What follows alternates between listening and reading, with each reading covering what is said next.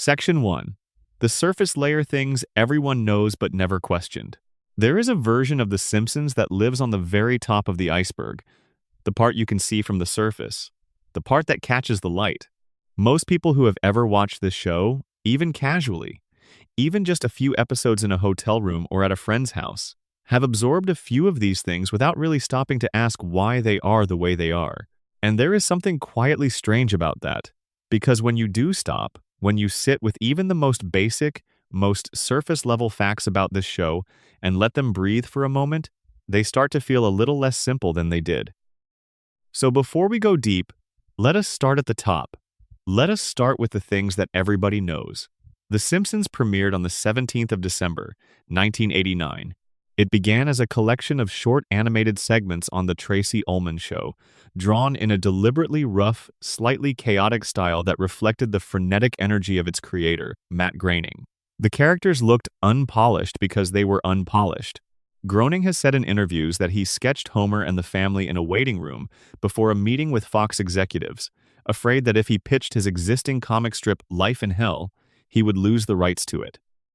So he invented something new on the spot, named the parents after his own mother and father, named the children partly after himself and partly after characters that felt right in the moment, and handed the drawings over without knowing he had just created the longest-running primetime scripted television show in American history.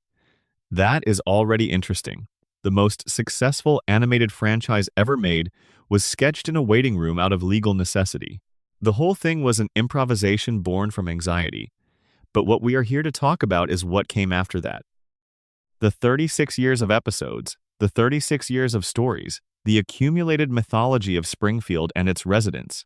Because the show did something that almost no show in television history has managed to do, it ran long enough to develop its own internal archaeology. Layers upon layers of continuity, contradiction, revision, and hidden detail. A show does not reach its 800 and something episode without leaving behind a trail of buried things. And the buried things are what this is about. But first, the surface. Let us spend some time here because the surface is more interesting than it looks. The yellow skin. Every character in Springfield is yellow. Not slightly yellow, not jaundiced looking, not pale deeply, specifically cartoonishly yellow. Bart is yellow, Marge is yellow, Homer is yellow. The schoolchildren, the barflies, the mayor, the police chief, the teachers, the doctors, the criminals, all yellow. There are exceptions, but they are rare and deliberate, and the show uses them to make a point. Why yellow? The official answer from the production team is straightforward. When The Simpsons was being colored for broadcast television in the late 1980s, the show's director of animation, Gheorghe Pelusi, noticed that most animated characters were either white or had very light skin, and when a viewer changed the channel quickly, it was difficult to immediately identify which show they were watching from a brief visual impression. Yellow, on the other hand, was immediately distinctive.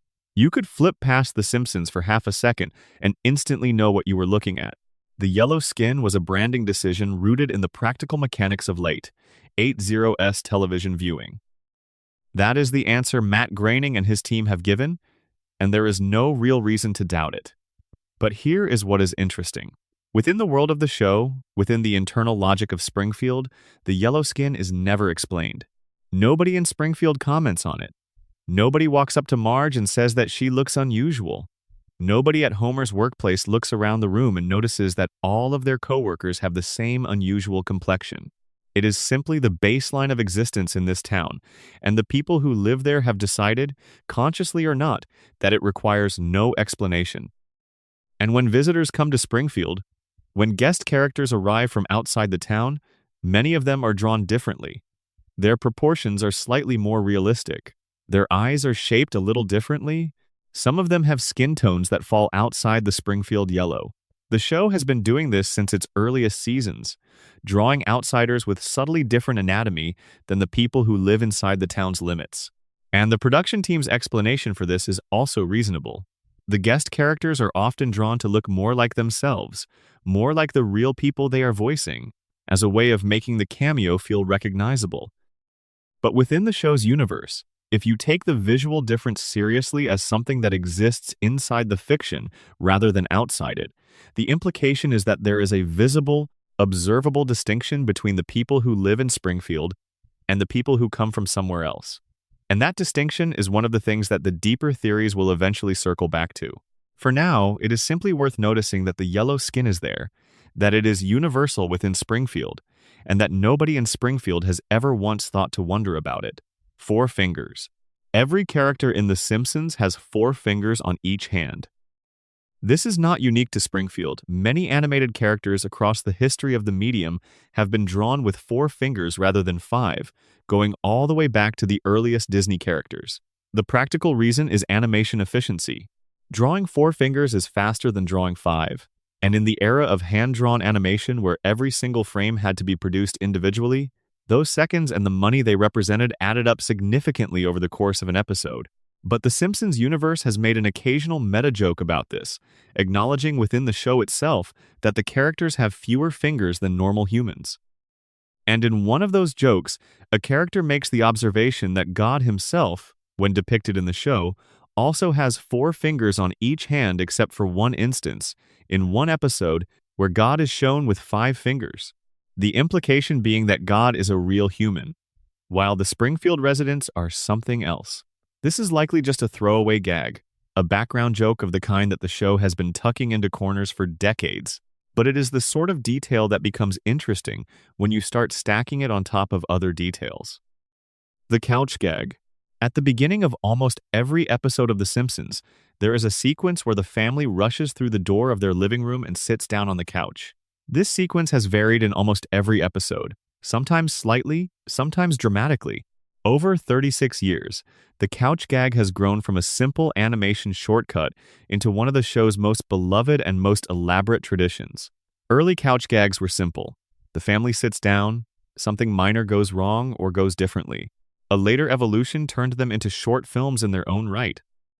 The show has had couch gags directed by outside animators, couch gags that parody other works of art, couch gags that run for several minutes and contain entire miniature narratives. One of the most discussed couch gags, produced by the street artist Banksy, depicted the production of animation cells in a nightmarish sweatshop environment, with child laborers, chained animals, and a dead unicorn whose horn was being used to punch holes in film reels. The Fox network aired it because they initially did not realize what it depicted. The couch gag began as a production convenience. When episodes ran short, the couch gag could be extended to fill time. When episodes ran long, it could be cut or abbreviated. It was a flexible buffer built into the structure of every episode, a moment of visual creativity that also served a logistical function. But across 36 years, the couch gag has accumulated a kind of cumulative weight. Taken together, all of them constitute a kind of parallel history of the show, a running visual diary of every era of its production, every creative partnership it has formed, every stylistic phase it has passed through. The couch gag has been done in the style of Picasso, in the style of an 8-bit video game, in the style of a Renaissance painting, in the style of a horror film, in the style of a documentary, in the style of a silent movie. It has been produced by guest animators from Japan, France, South Korea, and the United Kingdom. It has been a canvas for political commentary, for aesthetic experimentation, for pure absurdist comedy. The family runs to the couch and sits down, and somehow that simple, repeated action has contained 36 years of history inside it. The opening sequence and what changes in it. The opening title sequence of The Simpsons is one of the most analyzed pieces of television in history. Most regular viewers know the basic structure. The title card appears over a cloudy sky. The camera drifts over the town of Springfield, past the nuclear power plant, through various neighborhood scenes. Each family member is shown separately going about their day. They all converge at home, rush to the couch, and the sequence ends. Within this fixed structure, many elements change from episode to episode. The couch gag is the most famous variable element, but it is not the only one. The chalkboard gag at the start, showing Bart writing a punishment sentence on a classroom blackboard, changes with almost every episode. The music, performed by composer Danny Elfman, is fixed, but the show has occasionally played with the timing and arrangement of it as the seasons have progressed. The visual content of the sequence itself has been revised several times over the years. most notably when the show switched from standard definition to high-definition broadcast in 2009, and the entire sequence was redrawn and updated with new details and new jokes. That 2009 revision is worth a brief pause. When the sequence was updated, the production team used it as an opportunity to hide an enormous number of new visual jokes and background details that most viewers would never notice on a first watch. Springfield's skyline was updated to include references to episodes from the previous 2 decades. The clouds in the opening sky contain hidden shapes. The nuclear plant in the background of several shots has details on its structures that reference specific episode storylines. The sequence is essentially a visual index of the show's history compressed into a minute and a half of animation, and most of it passes by too quickly to be consciously registered, which is its own kind of statement. The show rewards the people who look closely. It has always rewarded the people who look closely. But it has always been built primarily for the people who are just watching, just sitting with it, just enjoying the rhythm and the warmth of the thing without needing to parse every detail. The Simpsons operates on multiple levels simultaneously, and that multiplicity is one of the reasons it has persisted. Springfield's impossible architecture. The town of Springfield has been drawn and redrawn and reimagined across 800 episodes of television, and if you were to sit down and try to assemble a consistent map of it from all available visual evidence, you would not be able to do it. The geography of Springfield is fundamentally impossible. The power plant is visible from the school. The school is within walking distance of the family's house on Evergreen Terrace. The house is close enough to downtown that Homer can walk to Moe's Tavern in what appears to be minutes. But the town also has a harbor, a mountain range, a desert region, an extensive forest, a beach, and at various points in the series, features that suggest proximity to both the Rocky Mountains and the Atlantic Ocean. The town has been shown to border multiple different states in different episodes. Its climate shifts between episodes with no consistent seasonal logic. The animators and writers have acknowledged this over the years, and they largely treat it as an intentional feature rather than an oversight. Springfield is designed to feel like every American town simultaneously, to have every feature that any viewer might associate with their own hometown, so that the show achieves a kind of geographic universality.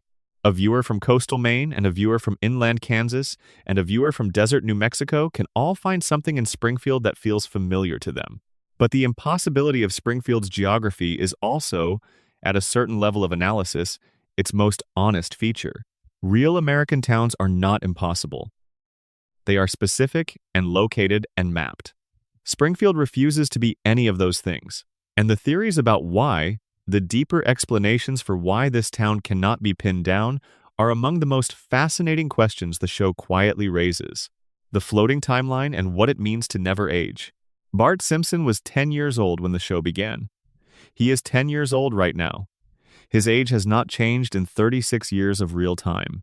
The same is true of Lisa at 8, Maggie at 1, Homer somewhere in his middle 30s, and Marge somewhere in her middle 30s alongside him. The entire Simpson family exists in a kind of permanent temporal suspension, frozen at the ages they occupied when the camera first found them in December 1989. This is standard practice for long-running animated shows, and the industry term for it is a floating timeline. The show's present moment is always the viewer's present moment. When an episode airs in 2025, the characters are living in 2025. They reference current events, current technology, current cultural moments, but their ages do not advance, and their fundamental relationship to each other does not change. Bart is always the mischievous older brother. Lisa is always the overlooked prodigy. Maggie is always the silent infant. Homer is always stumbling through middle age. Marge is always holding everything together. On one level, this is simply how long-running animated shows work. It is a production convention, a narrative convenience, a way of keeping a show going indefinitely without having to confront the natural endpoint that biological aging would eventually impose. Other shows have done the same thing.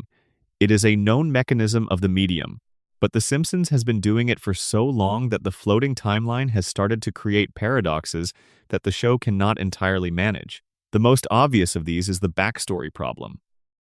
When the show began, Homer and Marge's shared history was set in the 1970s and early 1980s.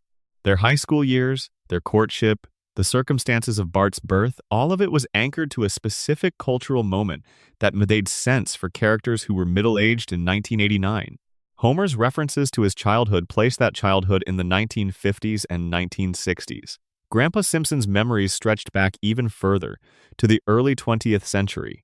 But as the decades passed and the characters failed to age, those anchoring dates had to move with them. If Homer is still in his late 30s in 2025, he did not go to high school in the mid-1970s. He went to high school sometime around the mid-2000s, and the show has, in its flashback episodes, quietly updated this. Homer and Marge's formative years have been rewritten multiple times across the series, shifting from a 1970s setting to a 1980s setting to a 1990s setting and beyond. Each revision quietly erasing the previous one, each new version of the past constructed to match the requirements of the floating present. This means that Homer and Marge do not have a fixed past. Their origin story is a living document, perpetually revised, perpetually updated, existing not as a memory but as a projection. Whatever the present needs their past to have been, their past becomes. The history of their relationship is not stable. It changes to accommodate the demands of the now. And that is one of the quieter, more unsettling things about this show. The family at the center of it does not have a real history. They have approximations of history, drafts and revisions of history, versions of history that the show holds up and then sets aside and replaces with new versions. The past of Springfield is as malleable as its geography. Bart's chalkboard and what it has said.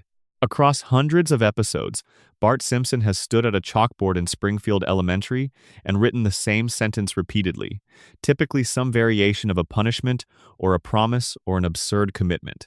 These sentences have become one of the show's most consistently quoted elements. Fans have compiled lists of them. People have printed them on merchandise.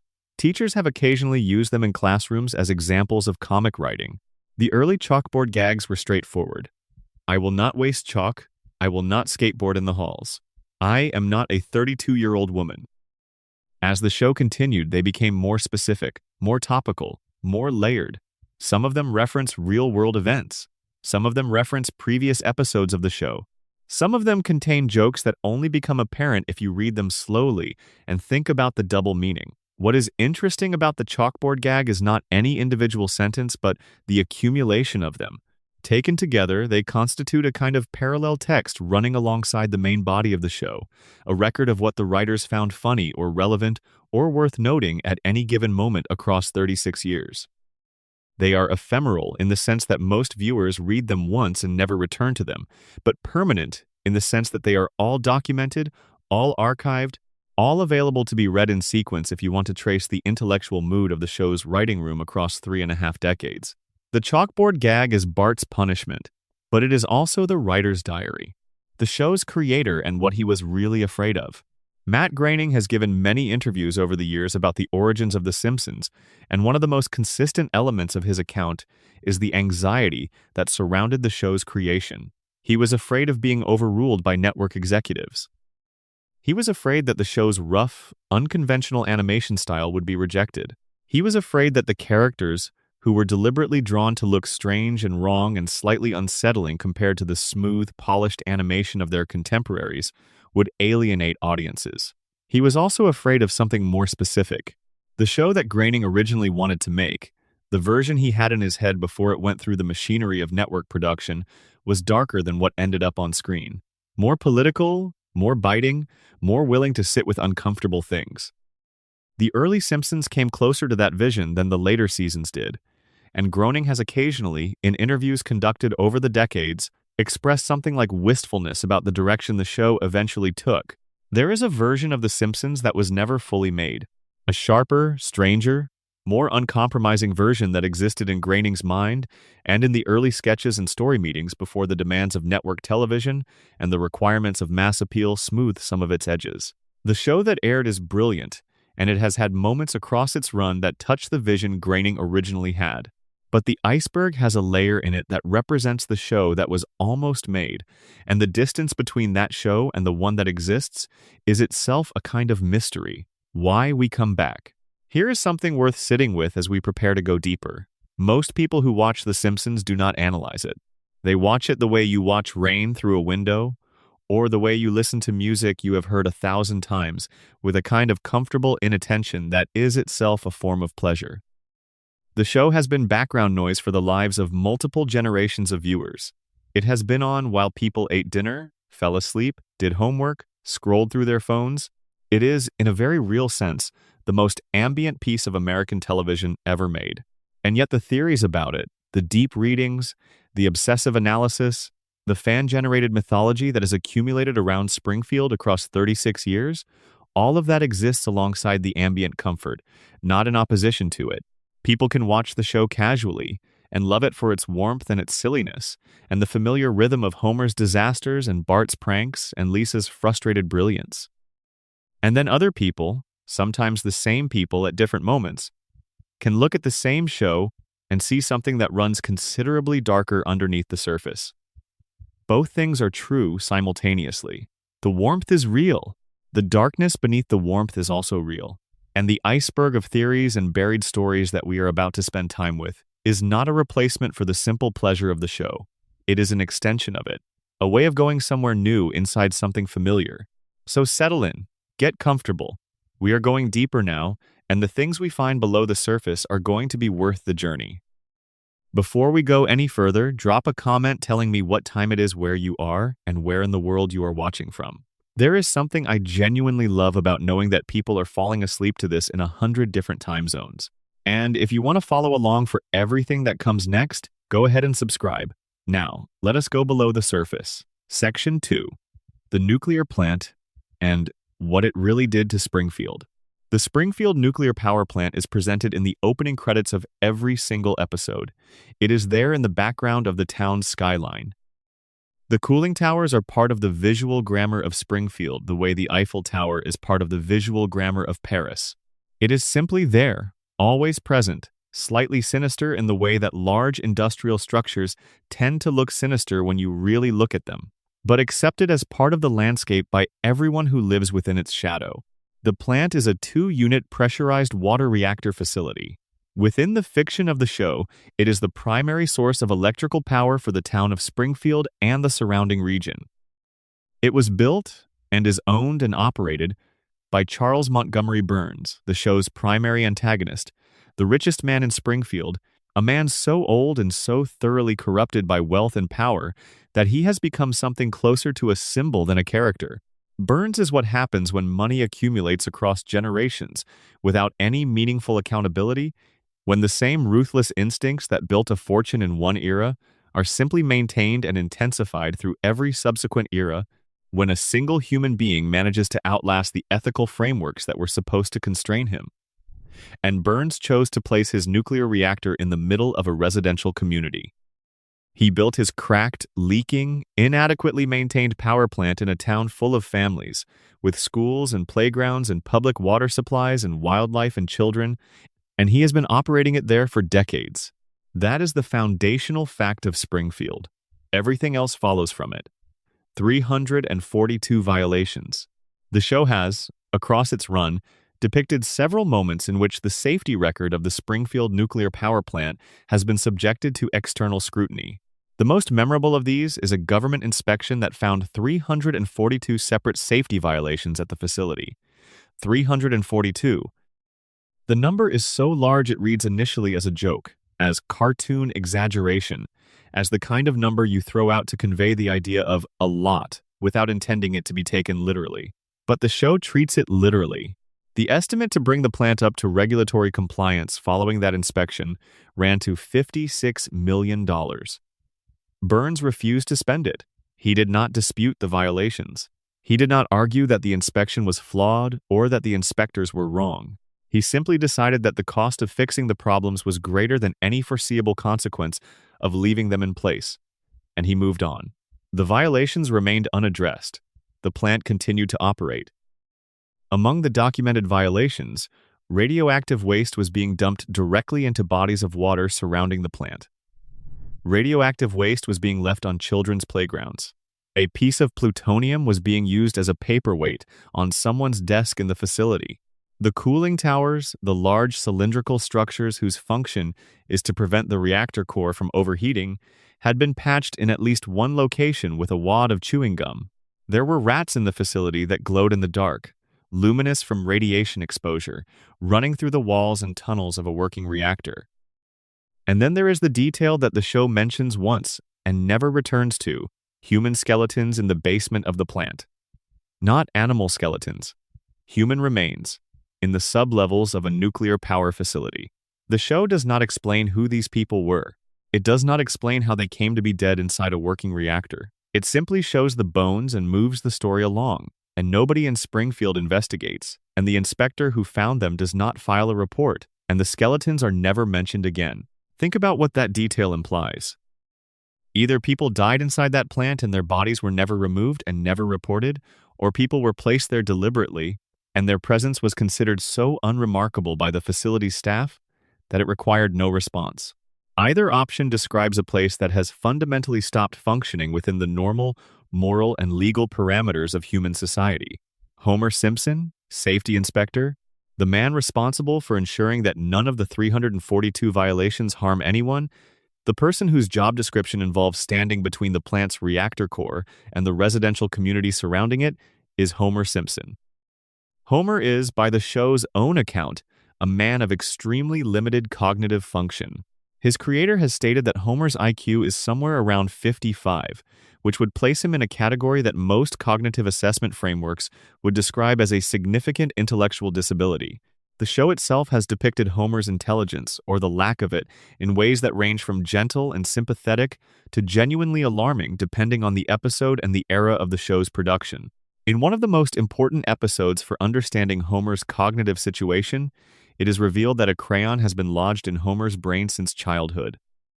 The crayon entered through his nostril at some point during his youth and worked its way into his frontal lobe, where it has been sitting ever since, physically suppressing his brain function. When the crayon is removed in this episode, Homer's intelligence increases dramatically. He becomes articulate and perceptive. He is able to understand complex ideas, to read technical documentation, to engage with the world in ways that he is simply incapable of with the crayon in place. The episode ends with Homer choosing to have the crayon reinserted. The reason he gives is that being intelligent in Springfield was miserable. He could see the town clearly, could understand what was happening around him and to him, and the clarity was unbearable. The fog, the comfortable stupidity, the inability to fully grasp the dimensions of his own situation, these turned out to be a mercy, not a punishment. Homer chose to give them back, but the episode raises a question that it does not answer. How did a crayon end up in Homer's brain in the first place without anyone noticing? He would have been a child when it happened. He would have had parents, and presumably visits to doctors, and a life that involved other people who might have been expected to notice that something was wrong.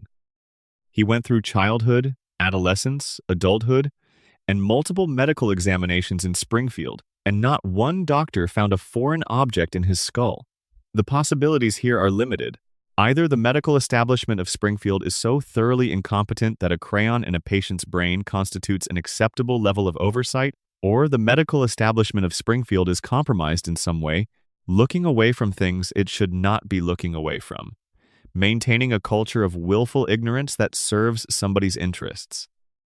And the person in Springfield who has the most to gain from a population of cognitively limited residents, the person who most benefits from people being unable to connect obvious dots and ask obvious questions, is the man who owns the power plant.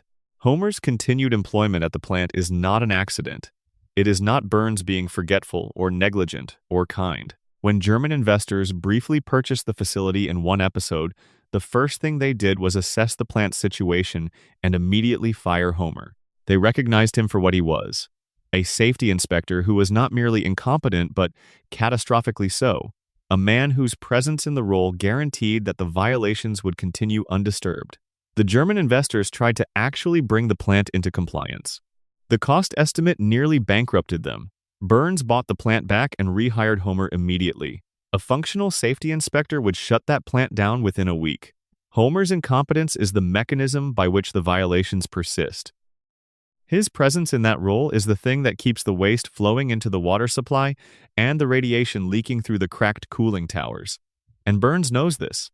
Burns has always known this. Homer is not employed at the plant despite being the worst possible candidate for the job.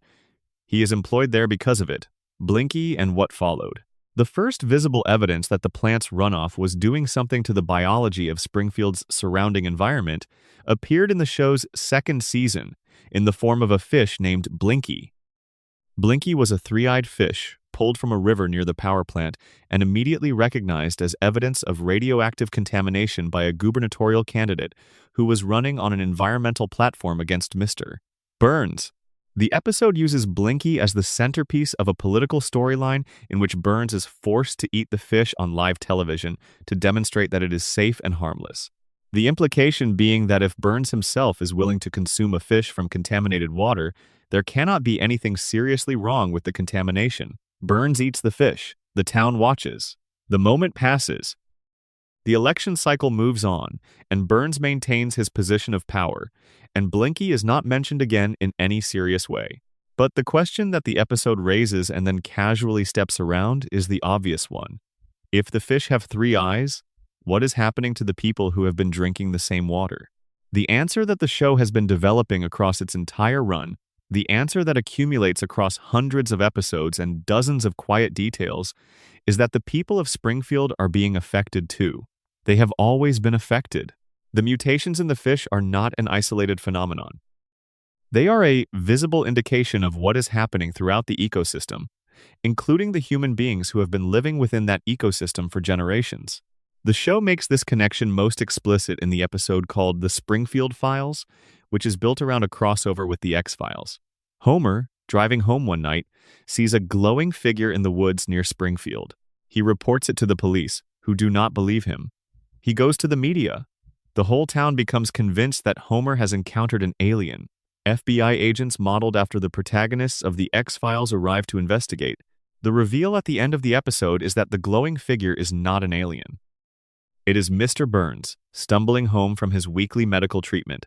The treatment that keeps Burns alive involves such intensive use of experimental chemicals and radiation therapy that it causes his entire body to emit a visible green glow for a period of time afterward. He wanders through the woods in a dazed, luminous state, and when Homer encounters him in this condition, his first instinct is not to think about the power plant or the radiation that has been part of Springfield's air for decades.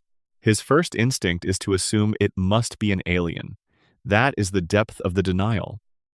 A glowing man emerging from the vicinity of a nuclear power plant prompts the immediate conclusion that extraterrestrial life has visited Springfield, rather than the considerably more logical conclusion that the plant's radiation is doing things to biology that it should not be doing. The alien theory feels more credible to Springfield's residents than the environmental contamination theory, and that is not because the residents are necessarily stupid. It is because the environmental contamination theory would require them to confront something they have spent decades learning not to confront. The dome and what it confirmed. In the Simpsons movie, released in 2007, the environmental contamination of Springfield reaches a tipping point. The pollution accumulating in Lake Springfield, fed by decades of industrial runoff from the power plant and casual environmental destruction from the town's residents, triggers a response from the Environmental Protection Agency, an actual federal government agency operating within the show's fiction. The EPA's conclusion, delivered by its administrator in a scene that plays as satire but lands as something heavier, is that Springfield is so thoroughly contaminated that it must be physically sealed off from the rest of the country. A massive glass dome is placed over the entire town. Every resident is trapped inside it. The dome is not a precaution against some future contamination event. It is a containment measure for a contamination event that has already occurred, that has been occurring for years, that has rendered the entire community too toxic to be allowed to remain in open contact with the surrounding environment. The United States government, in the logic of the film, looked at Springfield and decided that the only viable response to what had been done to it was permanent physical containment. The town is a contamination zone. Its residents, every person who has been drinking that water and breathing that air and living within range of those cooling towers for their entire lives, are inside the dome when it goes up. They are not rescued from the contamination, they are sealed inside it. The film resolves this plot relatively quickly. It is, after all, a comedy film, and the tone requires that the dome situation be addressed and the family be reunited and Springfield be saved. But the underlying fact of what the dome represents does not go away just because the film moves past it. Springfield was contaminated enough to warrant federal containment. That is canonical within the show's universe. The EPA determined that the town was an environmental hazard. That determination was made by observing what the town had become after decades of the nuclear plant's operation. And then the dome comes down and the movie ends, and the next season of the television show begins with Springfield operating exactly as it always has, with no reference to the dome, with no acknowledgement of the federal determination that the town constituted a public health emergency. The reset button is pressed, and Springfield continues. But the dome happened. The EPA's conclusion happened. The fact of it sits in the canon of the show like a stone at the bottom of a lake. Not visible, but always there, weighing on everything above it. The physical evidence in the residents? Look at the residents of Springfield closely and without the filter of familiarity, without the years of watching that have made their appearance feel normal and unremarkable. Look at them the way you might look at anything if you were encountering it for the first time. Homer Simpson has a skull shape that does not correspond to any known human anatomy. His jaw is massive, his forehead is enormous, his eyes bulge outward from his face at an angle that would require orbital structures significantly different from those of a normal human being. His body is capable of absorbing physical trauma that would be fatal to a person with normal biology. He has been electrocuted, burned, shot, crushed, frozen, fallen from significant heights, struck by vehicles, and survived all of it. His healing rate is extraordinary. His pain tolerance is essentially limitless. He has worked in close proximity to an active nuclear reactor core for the entirety of his adult life. Marge Simpson has hair that defies the laws of physics, growing upward in a tower shape that has maintained its form for 36 years without any apparent support structure. She has the same bulging eyes as her husband. She was briefly employed at the nuclear plant herself, meaning she has her own history of direct radiation exposure on top of the ambient exposure that comes with living in Springfield. Their children were all born in Springfield. All three of them were conceived and carried by a woman living in a radiation-contaminated environment. All three of them display the physical characteristics that the show presents as normal for Springfield residents: the spiky hair, the overbites, the eye shape, the four-fingered hands, but which read differently when you compare them to the guest characters who arrive from outside the town. Outsiders look different. Their proportions are slightly more human. Their features sit slightly differently on their faces. The show draws them that way deliberately, to make the celebrity guest feel visually distinctive, but within the logic of the fiction, what it creates is a visible, observable difference between the biology of Springfield's long-term residents and the biology of people who come from somewhere else. The show's own internal visual grammar tells you that Springfield's residents are physically unusual compared to the baseline of the surrounding world. It has been telling you this since the beginning. It just tells you quietly, in the background, in the way it draws the faces of everyone who comes to visit. What Burns knows and has always known. Burns is not ignorant of radiation and what it does to biology. He cannot be. His own continued existence depends on his understanding of it. The weekly treatment that keeps him alive, the one that causes him to glow and that the Springfield Files episode uses as its central reveal, involves controlled radiation exposure as part of a regimen that manages the effects of what amounts to chronic radiation poisoning in his own body. Burns knows what radiation does to biological systems because radiation is the thing that is keeping him alive. He has been managing its effects in his own body for decades, possibly longer. He has the medical infrastructure to do this: private physicians, a pharmaceutical division capable of synthesizing experimental treatments, the resources to access medical interventions that nobody else in Springfield could afford or even know to seek. And his plant has been leaking radiation into the surrounding environment for the entire time it has been operational. Burns knows what radiation does to living things. He knows what it has been doing to the fish in the rivers near the plant. He knows what it has been doing to the water supply. He has chosen, across decades and through multiple opportunities to address the violations, to do nothing. The most charitable reading of this is that Burns does not care about the people of Springfield in any meaningful way, that they exist to him as an abstraction, as the workforce and the consumer base that his empire requires, not as human beings whose health and futures he has any responsibility toward. The less charitable reading, and the one that the show, when you look at it carefully, actually supports, is that Burns is not merely indifferent to what the plant has done to his town. He benefits from it. A population with compromised cognitive function is easier to manage than a healthy one. A workforce that cannot fully grasp its own situation is a workforce that will not organize, will not demand better conditions, will not connect the obvious dots between the water they drink and the way they feel, and the man who owns the plant that taints both. Burns did not design Springfield's contamination as a conscious strategy, but he has certainly maintained it as one. The radiation theory, what it explains. When you look at the full picture, the plant's violations, Blinky, the Springfield files reveal, the Simpsons movie dome, the physical characteristics of the residents, Homer's impairment, the crayon in his skull, the doctors who never found it, a single explanatory framework emerges that accounts for almost everything strange about Springfield. The nuclear plant has been mutating the town, not metaphorically, literally, biologically, neurologically mutating the population of Springfield through decades of unchecked radioactive contamination of the air, water, and soil. The yellow skin, the abnormal anatomy, the superhuman resilience, the compromised cognitive function, the inability to register obvious problems and ask obvious questions, all of it traces back to the same source. The cracked cooling towers, the dumped waste, the glowing rats in the basement. The radiation theory does not explain any single mystery about Springfield in isolation. It explains the whole pattern at once. It is not a solution to one puzzle. It is the key to the entire system of puzzles.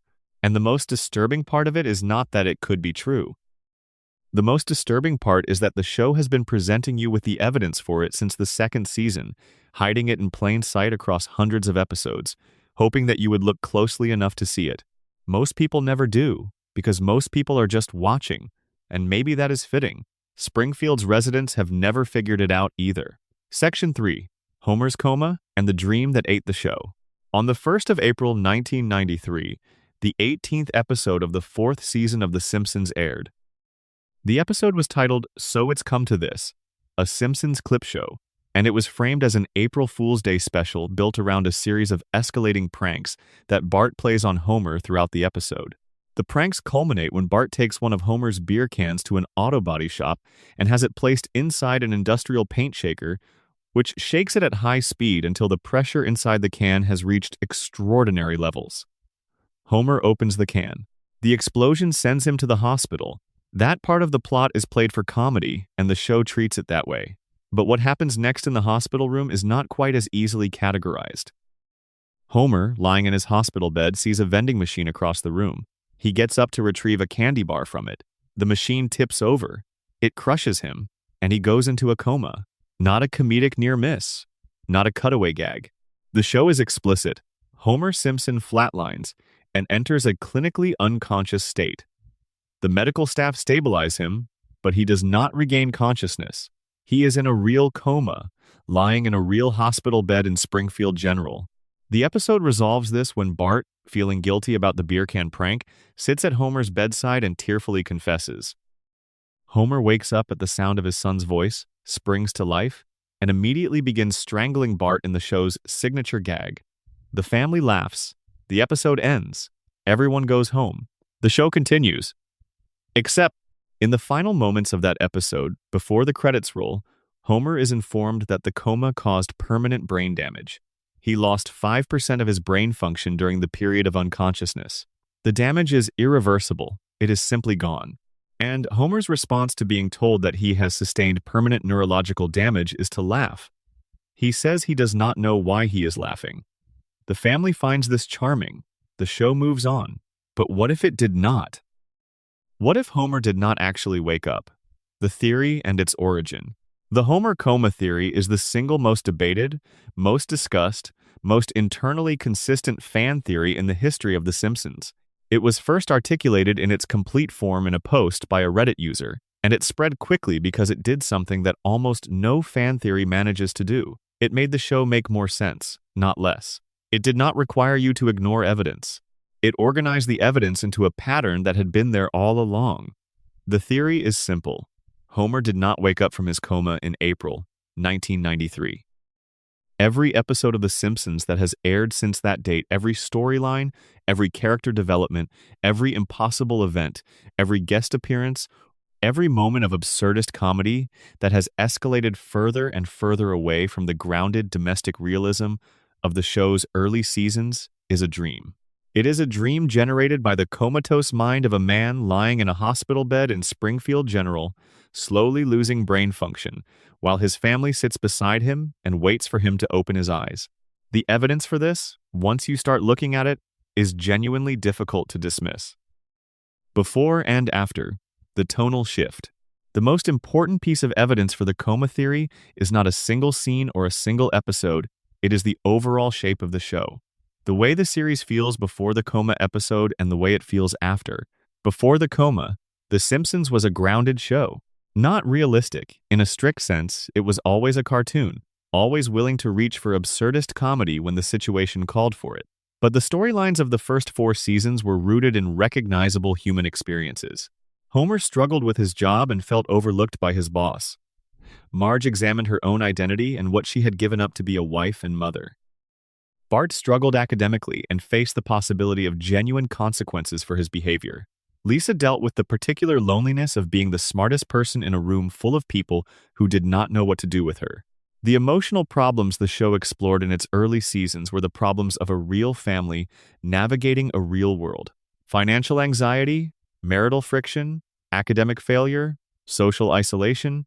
The comedy was there, always. But it was comedy built on the foundation of genuine human feeling, on situations that viewers could recognize from their own lives. After the coma episode, the show changes. The shift is not subtle when you look for it. Homer goes to space. Homer joins a secret society. Homer discovers his mother is a fugitive radical who has been living underground for 30 years. Homer meets God twice. Homer becomes the leader of a vigilante group. Homer travels internationally with a frequency that no man in his economic bracket could plausibly sustain. Homer befriends dozens of celebrities and holds hundreds of different jobs across the remaining seasons. He survives physical trauma that would kill a normal person many times over, and he survives it with a consistency that goes beyond cartoon logic into something that requires a different explanation entirely. The show goes from a domestic sitcom about recognizable human problems to a show where the main character has essentially become a cartoon avatar of wish fulfillment, experiencing adventures and encounters and impossible scenarios at a rate that no coherent real-world logic could accommodate. The coma theory argues that this is not lazy writing. It is not the show losing its way or its writers running out of ideas. It is Homer's brain. As the coma progresses, as the neurological damage accumulates, as the 5% becomes 10% and 20% and more, the dream becomes less grounded. The scenarios become more elaborate, more disconnected from the anchoring reality of the first 4 seasons. The show escalates in absurdity as Homer's consciousness degrades, and the dream that was once mostly recognizable reality starts to incorporate more and more of the fantasy and the impossible. The God Conversation, a prophecy 6 months early. 6 months before the coma episode aired, in the season 4 premiere titled Homer the Heretic, Homer had a conversation with God. Not a metaphorical conversation, not a vision, not a dream within the dream. The show presents it as a real interaction between Homer Simpson and a divine entity who speaks to him directly and answers his questions. During that conversation, God tells Homer something. He tells him that Homer will eventually understand the meaning of life, but that it is not time yet. He tells Homer that his moment is coming. 6 months later, Homer is in a coma. The coma theory reads this conversation as a prophecy. God appeared to Homer in the season 4 premiere and told him, in the gentlest possible terms, that his conscious life was nearly over. That what was coming was not death, but something adjacent to it, a cessation of waking experience, a transition into the permanent dream state that would constitute the remaining 30-plus seasons of the show. God told Homer his time was approaching, and 6 months later, a vending machine fell on him in a hospital room, and his time arrived. The timeline alignment is striking enough that even people who approach the coma theory skeptically tend to pause at this point. The show did not call attention to the connection. It did not draw a line between the God conversation and the coma. It simply let both things exist in the canon, separated by 6 months of broadcast time, and allowed the audience to draw the connection or not, depending on how closely they were paying attention. The aging problem and why the coma solves it. Every theory about The Simpsons must eventually confront the aging problem. Why does nobody in Springfield age? Why are Bart and Lisa and Maggie frozen at their 1,989 ages across 36 years of episodes?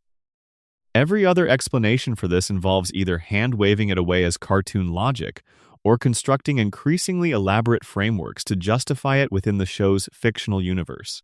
The coma theory provides the simplest and most emotionally resonant answer possible.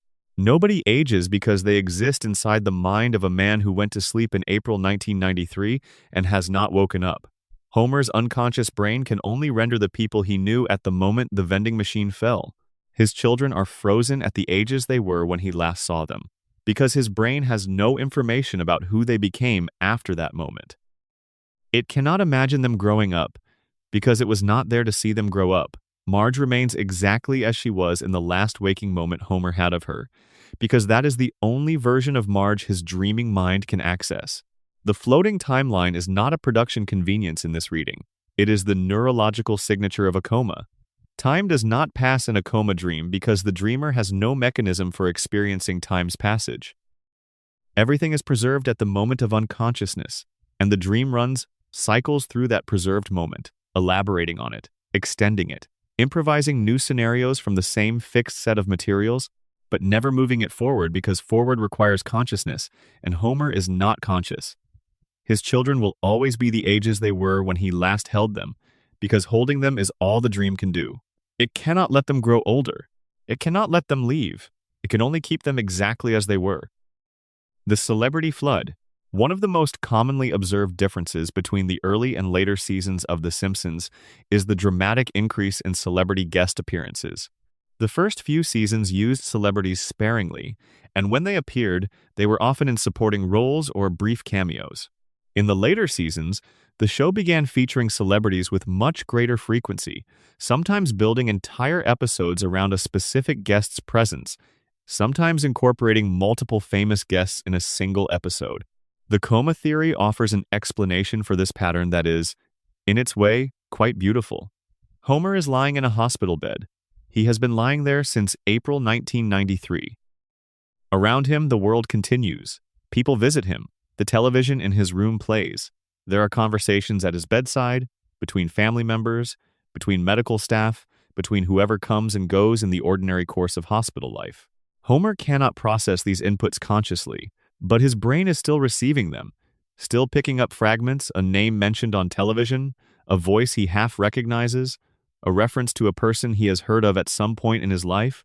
The dreaming brain takes these fragments and incorporates them into the dream. It weaves the names and voices it picks up from the ambient world into the ongoing narrative of Springfield. And as the years pass and more celebrities become famous and more names filter through into Homer's hospital room through the television and the conversations of the people who visit him, more of them appear in Springfield. More of them become characters in the dream. The flood of celebrities is not a sign of the show running out of ideas. It is Homer's brain absorbing more and more material from the external world and integrating it into the only reality it can still construct.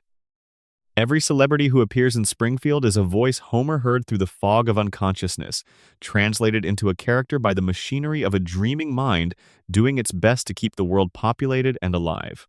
What the show's own creators did with the theory. The coma theory has been publicly acknowledged by the people who make The Simpsons. This is not a theory that has been ignored or that exists only in the margins of fan discussion. It has penetrated into the show's own creative culture and generated a response. In Season 34, an episode titled Lisa the Boy Scout included a deliberately created fake deleted scene in which Homer wakes up from a long coma, and the scene makes clear that every outlandish episode since the real coma episode was just a dream. The scene was presented as if it had been hacked and leaked. The show's framing was that it was a hoax, a piece of fabricated content inserted into legitimate footage, not a real deleted scene at all. But the show made it. They animated it. They wrote it. They produced a complete sequence depicting Homer waking from a coma and the dream being revealed, and then they presented it under the cover of "This is a fake, This is a hoax. This is not real. The denial came wrapped inside a depiction of the thing being denied. The show told you it was not true by showing you exactly what it would look like if it were true, and then claimed the showing was a joke. Al Jean, who has been the show's executive producer since its early seasons, addressed the theory directly in a press interview in 2015. He said it was not true. He dismissed it. He did not explain the tonal shift. He did not address why nobody ages. He did not engage with the God conversation or the evidence of the escalating absurdity tracking with Homer's neurological deterioration. He simply said it was fan speculation, and the show moved on. The fans did not move on. The theory did not go away. It persisted because the evidence persists, embedded in the structure of the show itself, and no amount of official denial changes the fact that the evidence is there. The coma theory explains things that the official explanations do not touch. And explanations that explain things tend to survive. The emotional truth at the center of it. If the coma theory is true, then something important shifts about what The Simpsons actually is. It is not a comedy, fundamentally. It is a love story. The love story of a man who, in the last moments before unconsciousness, had a single overriding wish: to keep his family. To keep his children from growing up and moving away. To keep his wife beside him. To keep the house on Evergreen Terrace exactly as it was, with the same chaos and the same warmth and the same endless low-stakes disasters, forever. And in the coma, he gets exactly that. The dream gives him everything he wanted. His children stay young, his wife stays beside him, the house stays the same. Every Friday night at the Simpsons house lasts forever, because the dreaming brain will not allow it to end, because ending means the dream concluding, and the dream concluding means waking up. And waking up means finding out what time it is. How many years have passed, whether Bart has grown, whether Lisa has moved, whether anyone is still sitting beside his hospital bed, or waking up means not waking up at all. Homer's coma is not a nightmare. It is a man who loved his family more than anything, building himself a heaven from the only materials he had available: his memories, his imagination, and the fragments of sound and conversation that reach him through the hospital walls. He built Springfield. He keeps it running. And every time an episode ends and the family is back together on the couch and everything has been resolved and reset, it is not the writer pressing a convenience button. It is Homer refusing to let the story end. Because if the story ends, the dream ends. And Homer is not ready for that. He may never be ready for that. And so the dream continues, one episode at a time.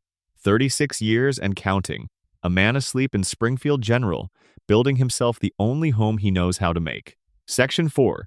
Who really shot Mr. Burns? The summer of 1995 was the last time that a network television show functioned the way network television used to function, as a shared national experience. A moment that a large portion of the country had in common at the same time, a cultural event that existed in the water supply of the culture, whether you watch the show yourself or not. The Simpsons created that moment with a mystery. Who shot Mr. Burns? The question was posed at the end of the 6th season's finale, in an episode that concluded with Springfield's most powerful man collapsing on the town's sundial with a single gunshot wound, while every person in Springfield who might conceivably have wanted him dead stood nearby with a plausible motive.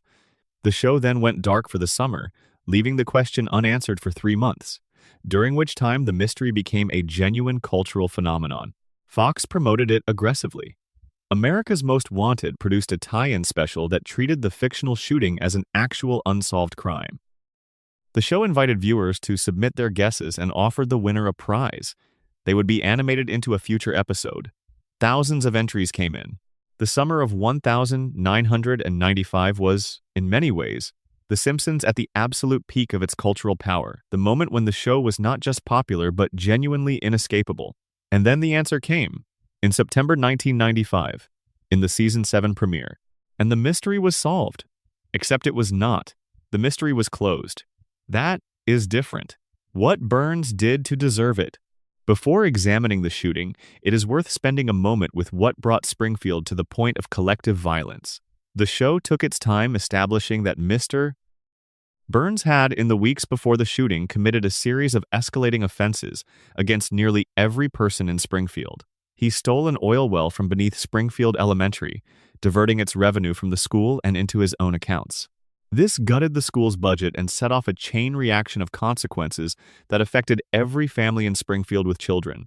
He bankrupted Moe's Tavern through a combination of financial manipulation and the economic disruption caused by his other schemes, taking away the gathering place that served as the social center for a significant portion of Springfield's adult male population. He created a sinkhole that destroyed the Springfield retirement castle, displacing the town's elderly residents, including Homer's own father. He injured Santa's little helper, the Simpson family dog, in an incident that made the affront personal for the entire family. And for his final act, his most grandiose and most offensive gesture, Burns built a device to block the sun. He constructed a mechanical disc massive enough to cast a shadow over the entire town and positioned it to prevent sunlight from reaching Springfield's surface. The purpose was explicitly commercial. If Springfield cannot receive natural light, Springfield must purchase artificial light, and Burns's nuclear plant is the only source of electrical power in the area. By stealing the sun from his town, Burns was attempting to create a captive market for electricity that nobody could opt out of.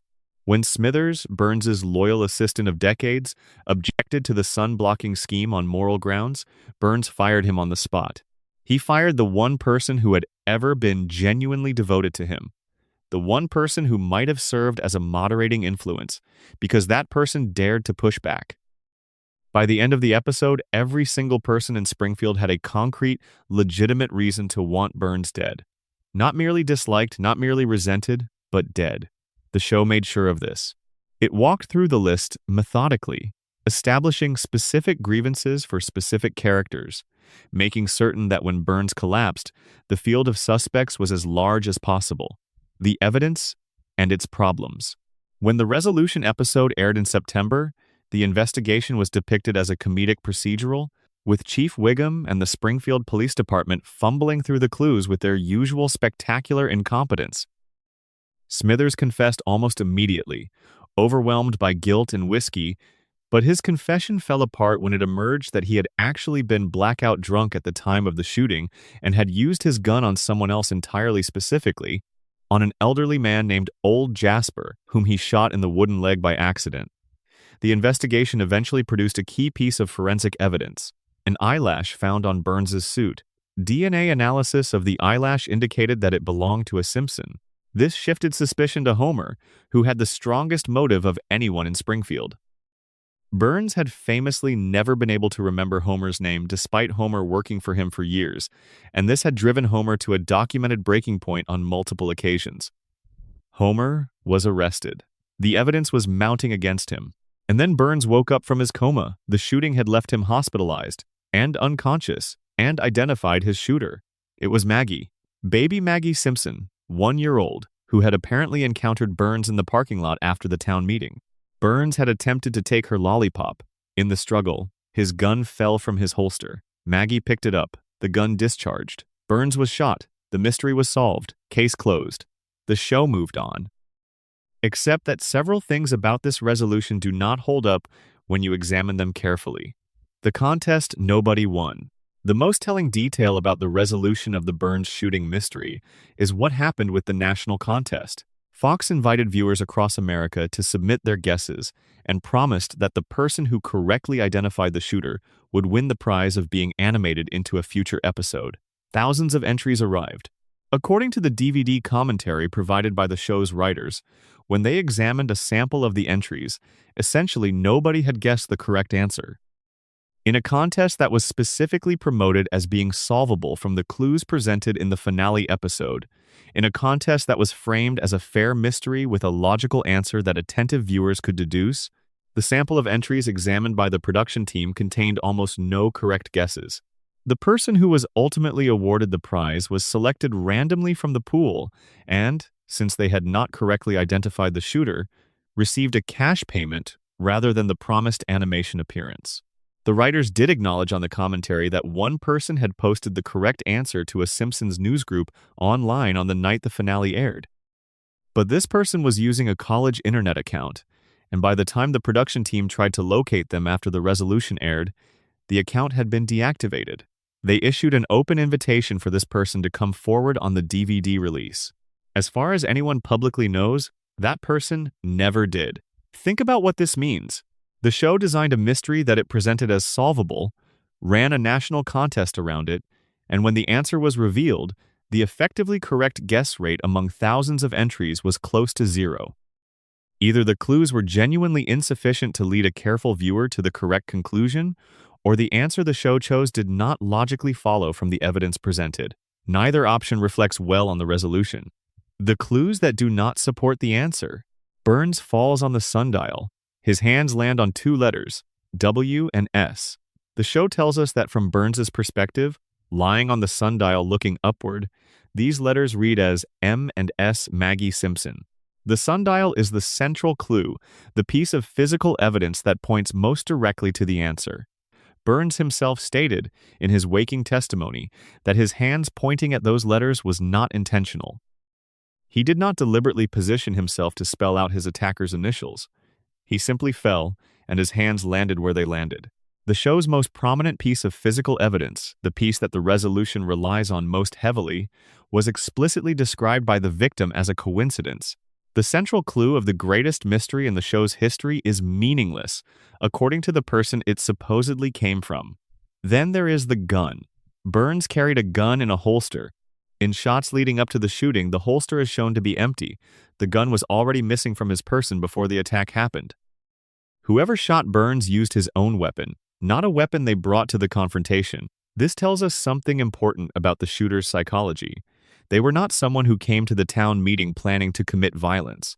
They were someone who encountered the gun by chance and used it impulsively or opportunistically in a moment of proximity to Burns. A baby finding a dropped gun and accidentally discharging it fits this profile.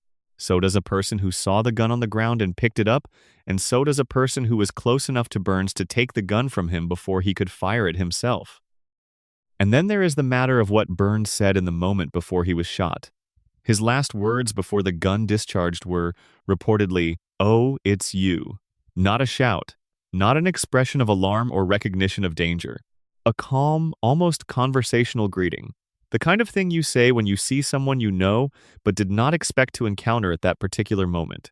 Does Mr. Burns recognize Maggie Simpson? Has he ever had a meaningful interaction with her? The show does not establish any relationship between Burns and Maggie before this episode.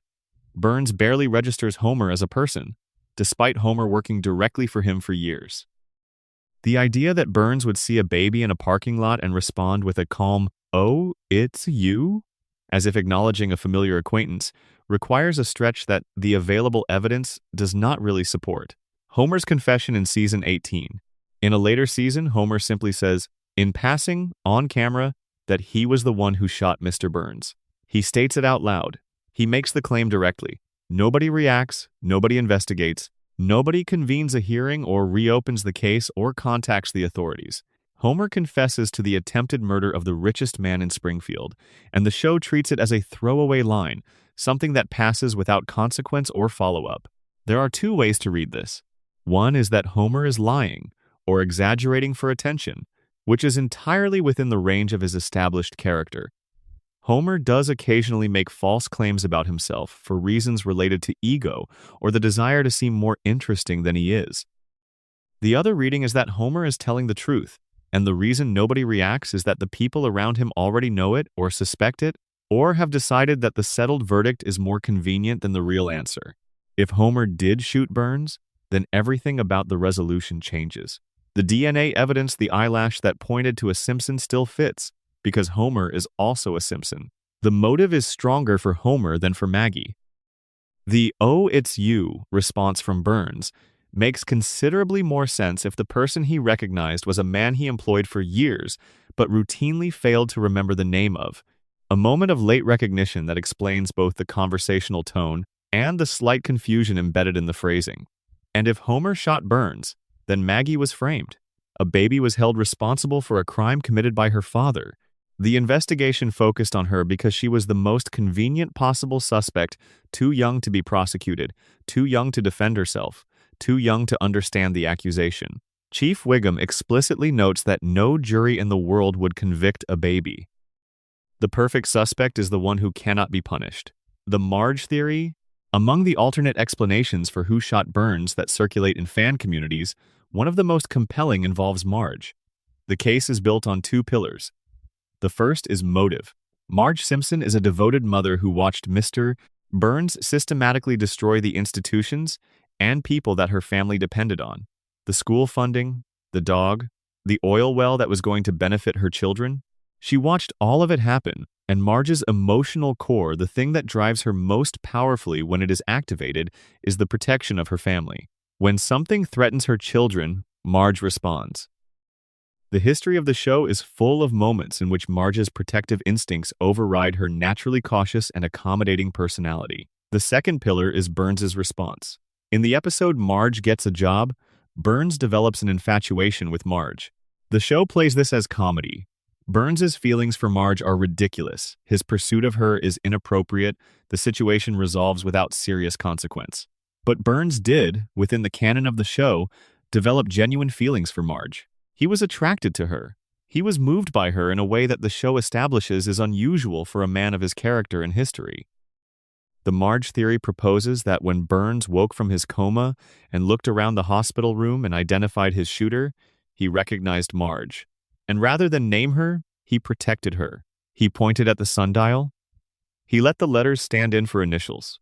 He allowed the investigation to redirect toward the baby, because naming Marge would mean prosecuting the woman he had once loved, and whatever capacity for genuine feeling Burns had left in his century-plus of existence was not capable of doing that. Maggie became the answer because Maggie was useful. And someone who benefited from the redirected verdict, possibly Burns himself, possibly someone operating within his sphere, ensured that the investigation concluded quickly and cleanly, with a suspect too young to be held accountable, and a case that nobody would push past the point of convenient resolution. The final shot and what it means. At the end of the resolution episode, after Burns has made his identification and the family has responded, and the legal proceedings have concluded with the observation that no jury would convict a baby, there is a final scene. The family has left the room. Maggie is alone. She looks around. She checks carefully to confirm that no one is watching. And then she moves her pacifier in a motion that mimics pulling a trigger. The show intends for this to read as confirmation. Maggie did it, and she knows she did it. And in this private moment of solitude, she is acknowledging her own action. But there is another way to read that gesture. Babies mimic what they observe. It is one of the primary mechanisms of early learning, seeing something happen and repeating the motion, not necessarily with understanding of what the motion means, but with the accuracy that comes from direct observation. If Maggie witnessed the shooting, if she was present when someone else pulled the trigger, if she watched the gun discharge and watched Burns fall, then the motion she makes in that final shot is not a confession. It is a memory. She watched someone shoot Burns, and she is replaying the motion she observed, because that is what one-year-olds do with things they have seen. The gesture proves she was there. It does not prove she pulled the trigger. And the show, to its credit, made the scene ambiguous enough that both readings are available to the careful viewer. The greatest mystery in Simpsons history was not solved. It was closed. And in Springfield, as we will come to understand more deeply as we go further, those are two profoundly different things. Section 5. Mr. Burns and the Architecture of Immortality. Charles Montgomery Burns was born sometime in the late 1800s. The show has never committed to a precise birth year, and it has been deliberately inconsistent about the specific dates attached to his memories and his history. But across hundreds of episodes, the accumulation of his personal references, the events he describes having lived through, the historical figures he mentions knowing personally, the eras he situates himself within creates a picture of a man who is not merely old, but extraordinary old. Well over a century by the most conservative estimate, approaching or exceeding a century and a half in the more liberal readings of his timeline. And he is not merely alive, he functions. He runs a multi-billion-dollar corporation with strategic precision. He manipulates municipal and state politics with the ease of long practice. He orchestrates schemes that require sophisticated long-term planning, an understanding of modern law and finance and technology, and a capacity for sustained malevolent focus that shows no sign of diminishing. His body is ancient and fragile. His physical strength is essentially non-existent. His immune system is something that the show has turned into one of its darkest recurring jokes, His appearance suggests a man who has been decomposing slowly for several decades while somehow continuing to animate. But his mind is razor sharp. He is, arguably, the most cognitively capable character in Springfield, and he has been maintaining that capability for longer than any human being should be able to maintain anything. How? The Springfield Files reveal. The episode called The Springfield Files, the X-Files crossover that we discussed in the context of the radiation theory, contains the most explicit depiction of what is keeping Burns alive. After Homer's alien sighting generates a week of community panic and brings FBI agents to Springfield, the truth is revealed on a Friday night when the community gathers to witness the alien's appearance. Burns emerges from the woods glowing, dazed, peaceful, and the episode reveals that this is his post-treatment state. Burns undergoes a weekly medical regimen. The specifics are not fully elaborated, but the show is clear on the essentials. It is a treatment so intensive, so chemically and radiologically loaded, that it alters Burns's physical appearance for the period after each session. His body emits a visible green glow. He experiences a state of euphoric disorientation that lasts long enough for him to wander through the woods before returning to his estate. And without this treatment, administered on a weekly schedule with essentially zero tolerance for missed doses, Burns dies. The show states this directly. 1 week without treatment, and he is gone. Burns is not surviving through biology. He is being maintained through a recurring artificial intervention that has to be administered with the precision of a pharmaceutical protocol. His life is kept going the way a machine is kept running through scheduled maintenance, through the replacement of failing components, through the constant input of resources that prevent the whole system from collapsing. And the treatment involves radiation. Of course it does. Burns owns a nuclear power plant. He has spent his professional life in close proximity to radioactive material. His body has been so fundamentally altered by decades of exposure to nuclear radiation that it no longer maintains its biological functions through normal cellular processes. It requires external radiation input. It requires the controlled delivery of the same energy that his plant has been leaking into Springfield's environment for the entire duration of his ownership.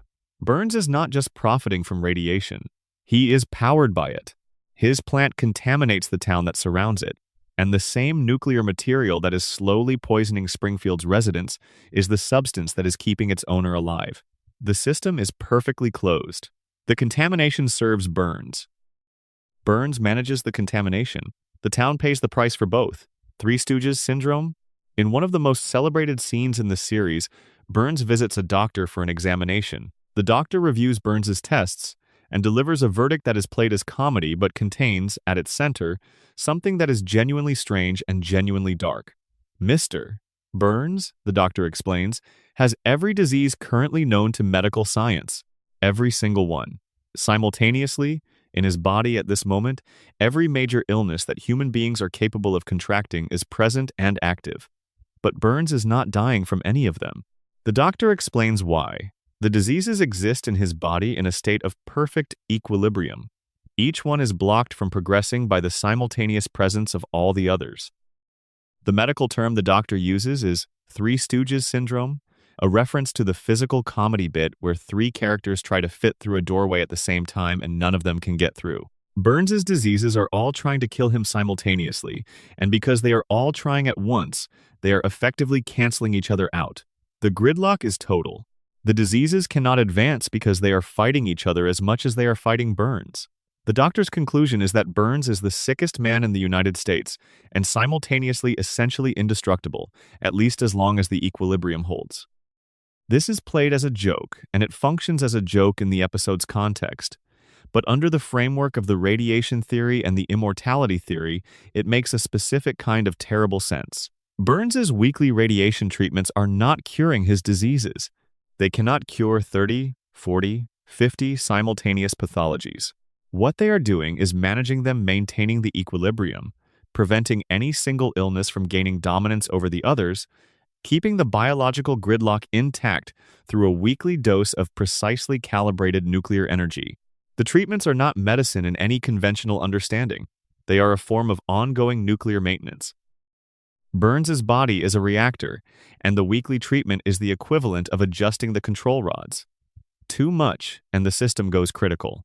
Too little, and the equilibrium collapses, the dominant diseases surge forward, and everything that has been held in stasis rushes to completion simultaneously. Burns has been living at the edge of this collapse for over a century.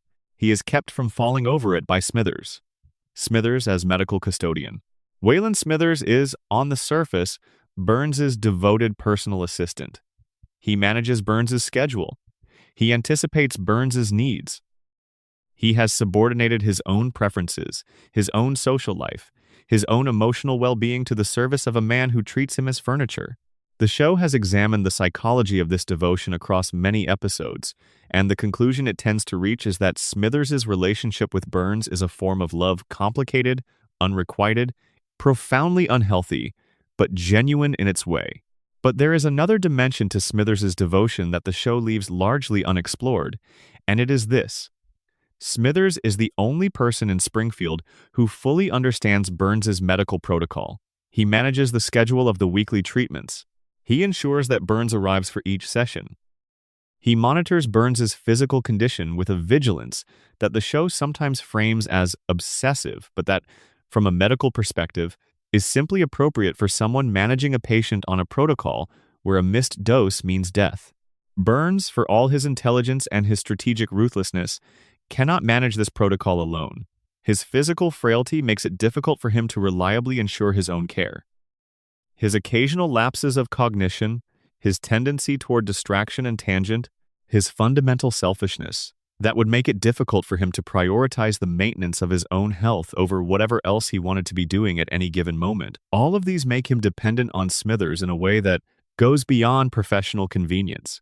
Smithers is not devoted to Burns out of sentiment alone, or not just out of sentiment. He is devoted because he understands that his absence is the thing that kills Burns.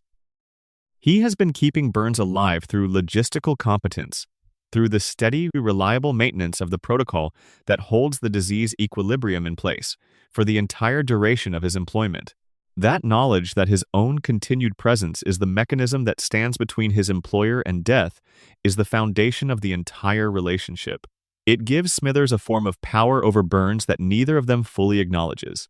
Burns needs Smithers more than Smithers needs Burns. The devotion appears to flow in one direction, from employee to employer, from the subordinate toward the powerful. But the underlying dependency flows the other way. Burns's immortality is not his own achievement. It is Smithers's ongoing project, the Burns dynasty, and what it implies. The show has established across various episodes that the Burns family fortune predates the Industrial Revolution. The Burns dynasty, in the show's telling, is one of the oldest and most continuously powerful lineages in American history. They were not wealthy in the way that 20th century American wealth is typically understood, the kind of wealth built through industry or finance or technology over a few generations. They were wealthy in the older European sense, dynastically, across centuries, through the accumulation of land and resource and institutional influence that goes back far enough that the origins are genuinely obscure. Burns inherited this legacy. He did not build his empire. He received one that was already ancient when he took control, and he has been extending and maintaining it for well over a century since. The nuclear plant is simply the most recent expression of a pattern of resource ownership and community control that the Burns family has apparently been practicing since before the United States existed as a nation. The question that the show raises and does not answer is whether the current Burns is unique in his longevity, or whether the Burns dynasty has always found ways to extend the lifespans of its patriarchs beyond normal biological limits. Before nuclear radiation was understood, before modern medicine existed, before any of the technological infrastructure that currently keeps Burns alive was developed, did previous Burns family members employ other methods to maintain their grip on power across what should have been natural generational transitions? The continuity of the Burns dynasty across centuries is not easily explained by ordinary succession.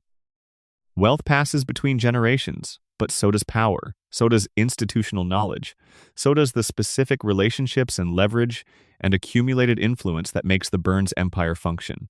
That kind of continuity tends to require either extraordinary luck over many generations, or the presence of the same guiding hand across those generations in a way that normal human lifespan would not permit. The show does not say that the current Burns has been alive since before the Industrial Revolution, but it does not say he has not been, either. The closed loop. There is a particular kind of horror in the logic of Burns's relationship to Springfield that the show has never stated directly, but has built into the architecture of the town's situation with considerable care. Burns needs the plant to fund his treatments. The treatments keep him alive. As long as he is alive, the plant continues to operate. As long as the plant operates, it contaminates the town. The contamination damages the town's residents in ways that make them easier to manage and less capable of challenging Burns's authority. Their diminished capacity ensures that nobody effectively challenges the plant's continued operation or the conditions under which it runs. The plant continues to generate the revenue that funds the treatments. The treatments keep Burns alive. Springfield's economy depends on the plant. The plant depends on Burns. Burns depends on the treatments. The treatments depend on the infrastructure that Burns's wealth provides.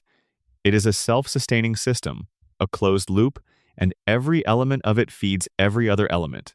Break any link in the chain and the entire system threatens to collapse.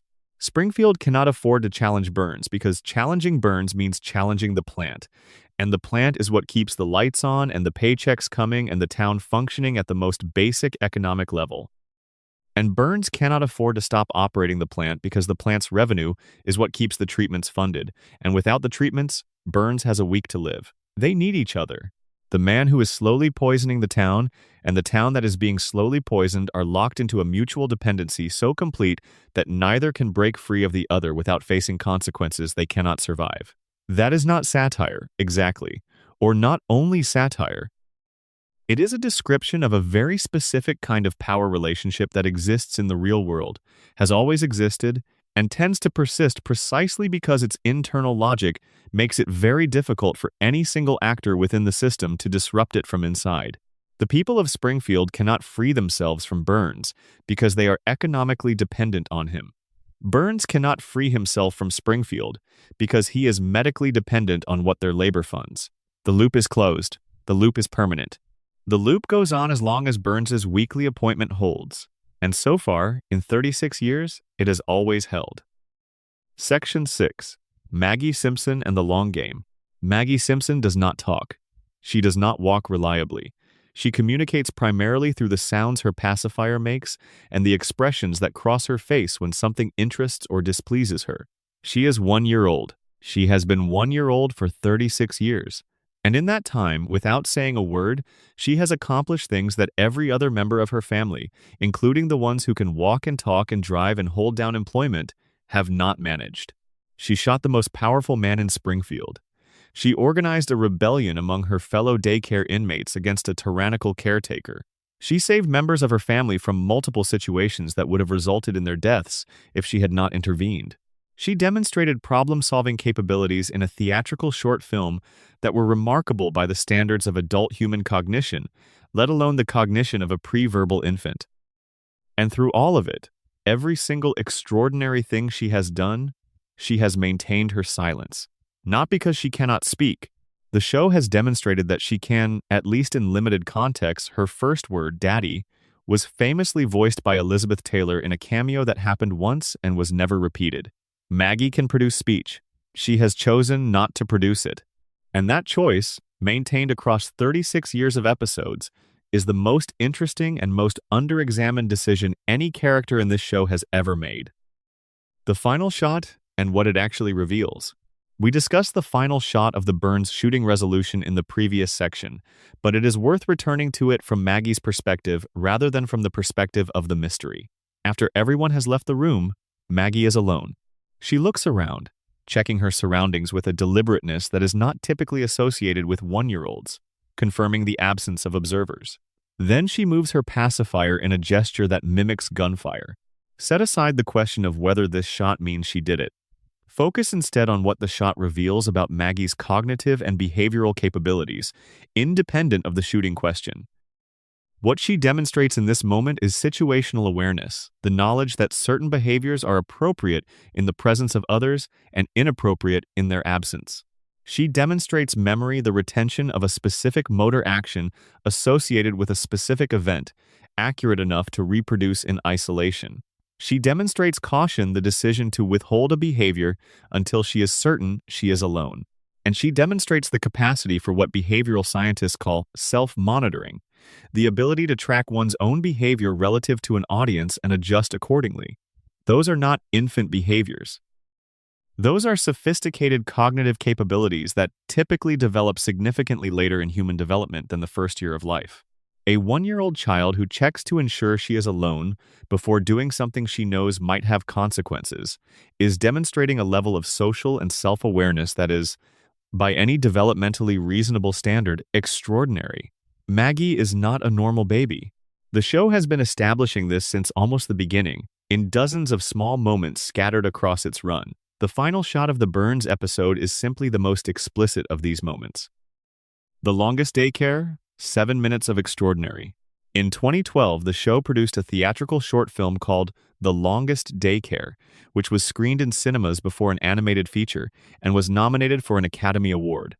It is 7 minutes long. It depicts Maggie being dropped off at a daycare facility called the Ayn Rand School for Tots, a place run with an efficiency that borders on authoritarian and a philosophy that the show frames with its characteristic combination of comedy and critique. Inside the facility, Maggie discovers a caterpillar in the process of forming a chrysalis. Another baby, a recurring antagonist named Gerald, Maggie's long-established rival, wants to destroy it. What follows is a miniature action narrative in which Maggie must protect the caterpillar, eventually succeed in releasing the butterfly, and do all of this while operating within the physical limitations of a body that has not yet fully developed its motor coordination. The film is a 7-minute demonstration of Maggie's cognitive capabilities rendered without dialogue, without any external narration, without any device that would make her thought processes explicit to the viewer. Everything is shown through action. And what the action shows is this: Maggie reads complex environments quickly and accurately. She identifies threats and ranks them by priority. She develops multi-step plans that account for obstacles she has not yet encountered. She adapts those plans in real time when circumstances change. She predicts other characters' behavior with sufficient accuracy to stay ahead of them. She executes physical solutions to problems with a precision that her body's developmental stage should not permit. She does all of this without speaking, without asking for help, without revealing to the adults around her that anything unusual is happening. The film ends with the butterfly escaping. Maggie watches it go with an expression that is, depending on how you read it, satisfaction or pride, or something more complicated, the expression of a mind that has achieved what it set out to achieve and is already looking at what comes next. What Lisa's experience taught Maggie. The key to understanding Maggie's silence is to look at what she has observed in her sister. Lisa Simpson is brilliant. Her intelligence is one of the show's most consistent and most carefully maintained character traits across 36 years. She is exceptionally capable academically, musically, socially in the sense of understanding the world around her even when it does not reciprocate that understanding. She has an IQ that places her in an exceptional category. She is, by any reasonable measure, the most cognitively gifted member of the Simpson family. And what has that intelligence gotten her? What has 36 seasons of extraordinary capability produced in terms of outcomes for Lisa Simpson? Isolation. She is the smartest person in most rooms she occupies, and that means she is also, usually, the loneliest. Mockery. Her peers, and sometimes her family, find her intelligence alienating rather than admirable. Dismissal. She is routinely ignored or overruled by adults who have less capacity than she does, but more institutional authority. She challenges things that deserve to be challenged and is punished for the challenging. She tries to improve the world around her and is met with resistance that is usually stronger than her capacity to overcome it through individual effort. Lisa is visible with her intelligence. She announces it. She demonstrates it constantly, in the hope that if she demonstrates it often enough and clearly enough and forcefully enough, the people around her will eventually recognize and respond to it appropriately. That hope has not been rewarded in 36 years. Maggie has been watching this. She has been watching it since she was old enough to perceive what was happening to her sister, which the show's evidence suggests was very early. She watched Lisa fight for recognition and receive nothing but friction. She watched the most capable person in her family be consistently undervalued by a household and a community that genuinely did not know what to do with exceptional ability. And Maggie drew the opposite conclusion from the one Lisa drew. Lisa's conclusion was, keep fighting, keep showing, keep demonstrating, because eventually the world has to notice. Maggie's conclusion was, the world notices when it is inconvenient, and what it does with what it notices is usually destructive. The safer strategy is to not be noticed at all, to maintain a cover so thorough, so consistent, so utterly convincing that nobody thinks to look carefully at what is actually there. Silence is the cover. The pacifier is the disguise. The baby act, the falling, the stumbling, the apparent helplessness is performance. And it is performance in service of a strategic decision that is, in its way, one of the most sophisticated things any character in this show has ever done. The radiation theory's other side. If Springfield's contaminated environment creates mutations that affect residents differently based on individual biology, then Maggie represents the most interesting possible expression of that variability. Homer's mutation under the radiation theory reduced his cognitive capacity to somewhere around the clinical threshold of disability. The radiation did something to his brain function that the crayon compounded and that decades of additional exposure have maintained. He is, cognitively speaking, the radiation theory's most visible victim. Maggie, born in Springfield to parents who had been living in the contaminated environment for years before her birth, represents what happens when the same environmental factor interacts with a different biological substrate. Where the radiation diminished Homer, it amplified something in Maggie. Where it simplified Homer's cognitive function, it complexified Maggie's beyond the normal range for human development at her age. She is what happens when mutation gives rather than takes. When the environmental damage that reduces one person's capacity enhances another's in ways that cannot be predicted or controlled. She and Homer are two sides of the same coin, produced by the same environmental cause, diverging in opposite directions from whatever baseline their biology would have reached without the plant's influence. The radiation theory does not just explain Springfield's uglier mysteries. It explains Maggie. It makes her intelligence not an accident or an anomaly, but a direct consequence of the same system that produced Homer's impairment. The plant made both of them what they are. And what it made Maggie into is something that nobody in Springfield, including the plant's owner, has yet recognized or accounted for. What Maggie is waiting for. The show has never answered this question. It is, in a sense, the last genuinely open mystery of the Simpson family, the one storyline that has never been developed to any kind of resolution, the one character whose future remains completely unwritten by the show's 36 years of episodes. We know what Homer wants, we know what Marge wants, we know Lisa's ambitions and Bart's fundamental nature and the direction their lives are pointed in. But Maggie's endgame has never been revealed, because Maggie has never revealed it. She has given nothing away across 36 years of episodes, and whatever she is thinking, whatever long perspective she is operating from, whatever it is that the mind behind those enormous eyes has been planning or considering or waiting for, the show has not shown us. We have seen glimpses. We have seen her shoot a man. We have seen her command a room full of infants toward a common purpose. We have seen her save people who could not save themselves. We have seen her operate with a strategic patience that most adults do not possess. We have seen her confirm or refute the guilt of people with a single deliberate gesture. And the family trusts her judgment in these moments, implicitly, without being able to explain why. They turn to the baby when the situation requires something that none of the adults can provide, and the baby delivers.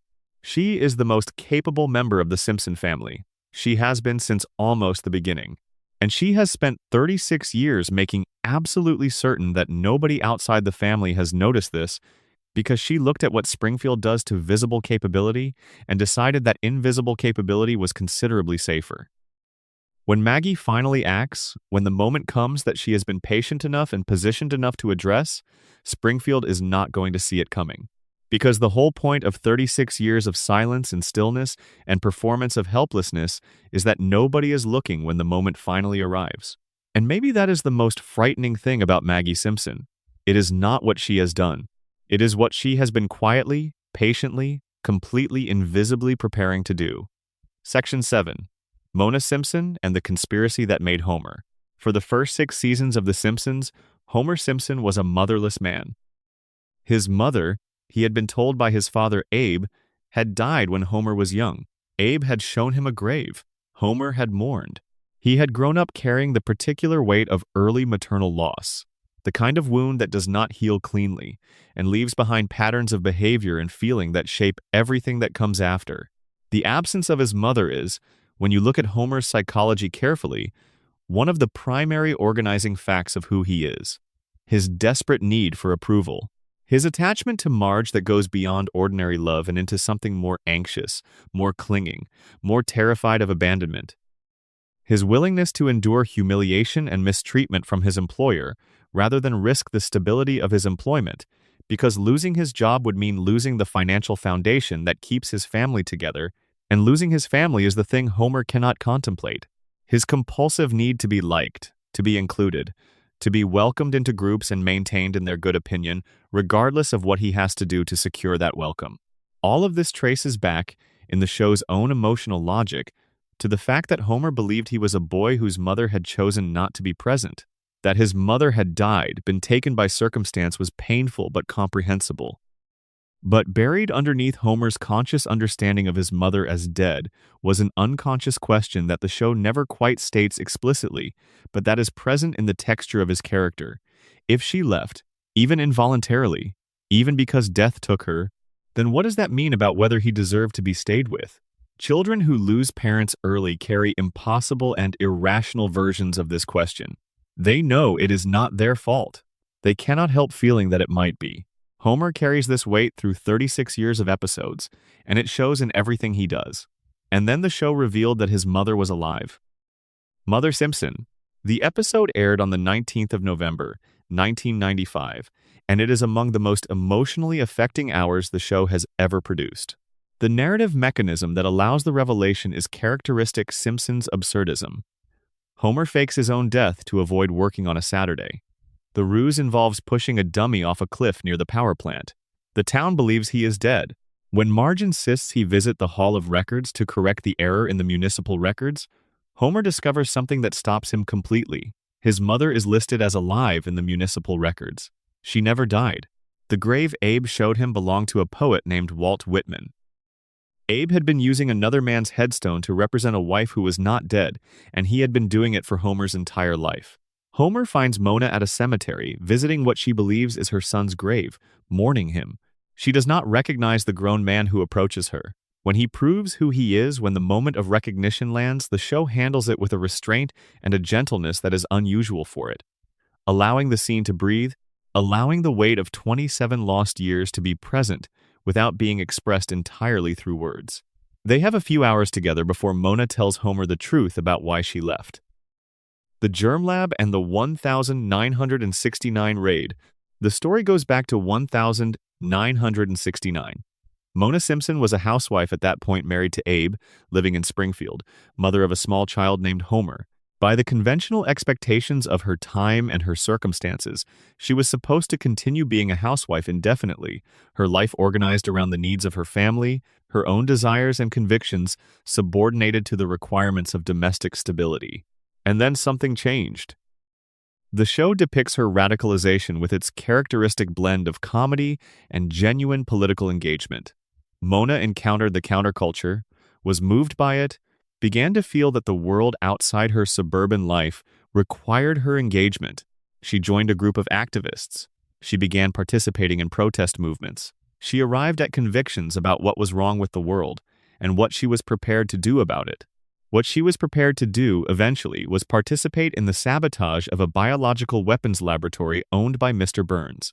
Burns did not only own a nuclear power plant, he owned a germ warfare facility, a laboratory designed for the production of biological weapons, operating in Springfield, in the same town where families were going about their daily lives without any awareness that the richest man in the community was manufacturing weaponized pathogens a short distance from where their children played.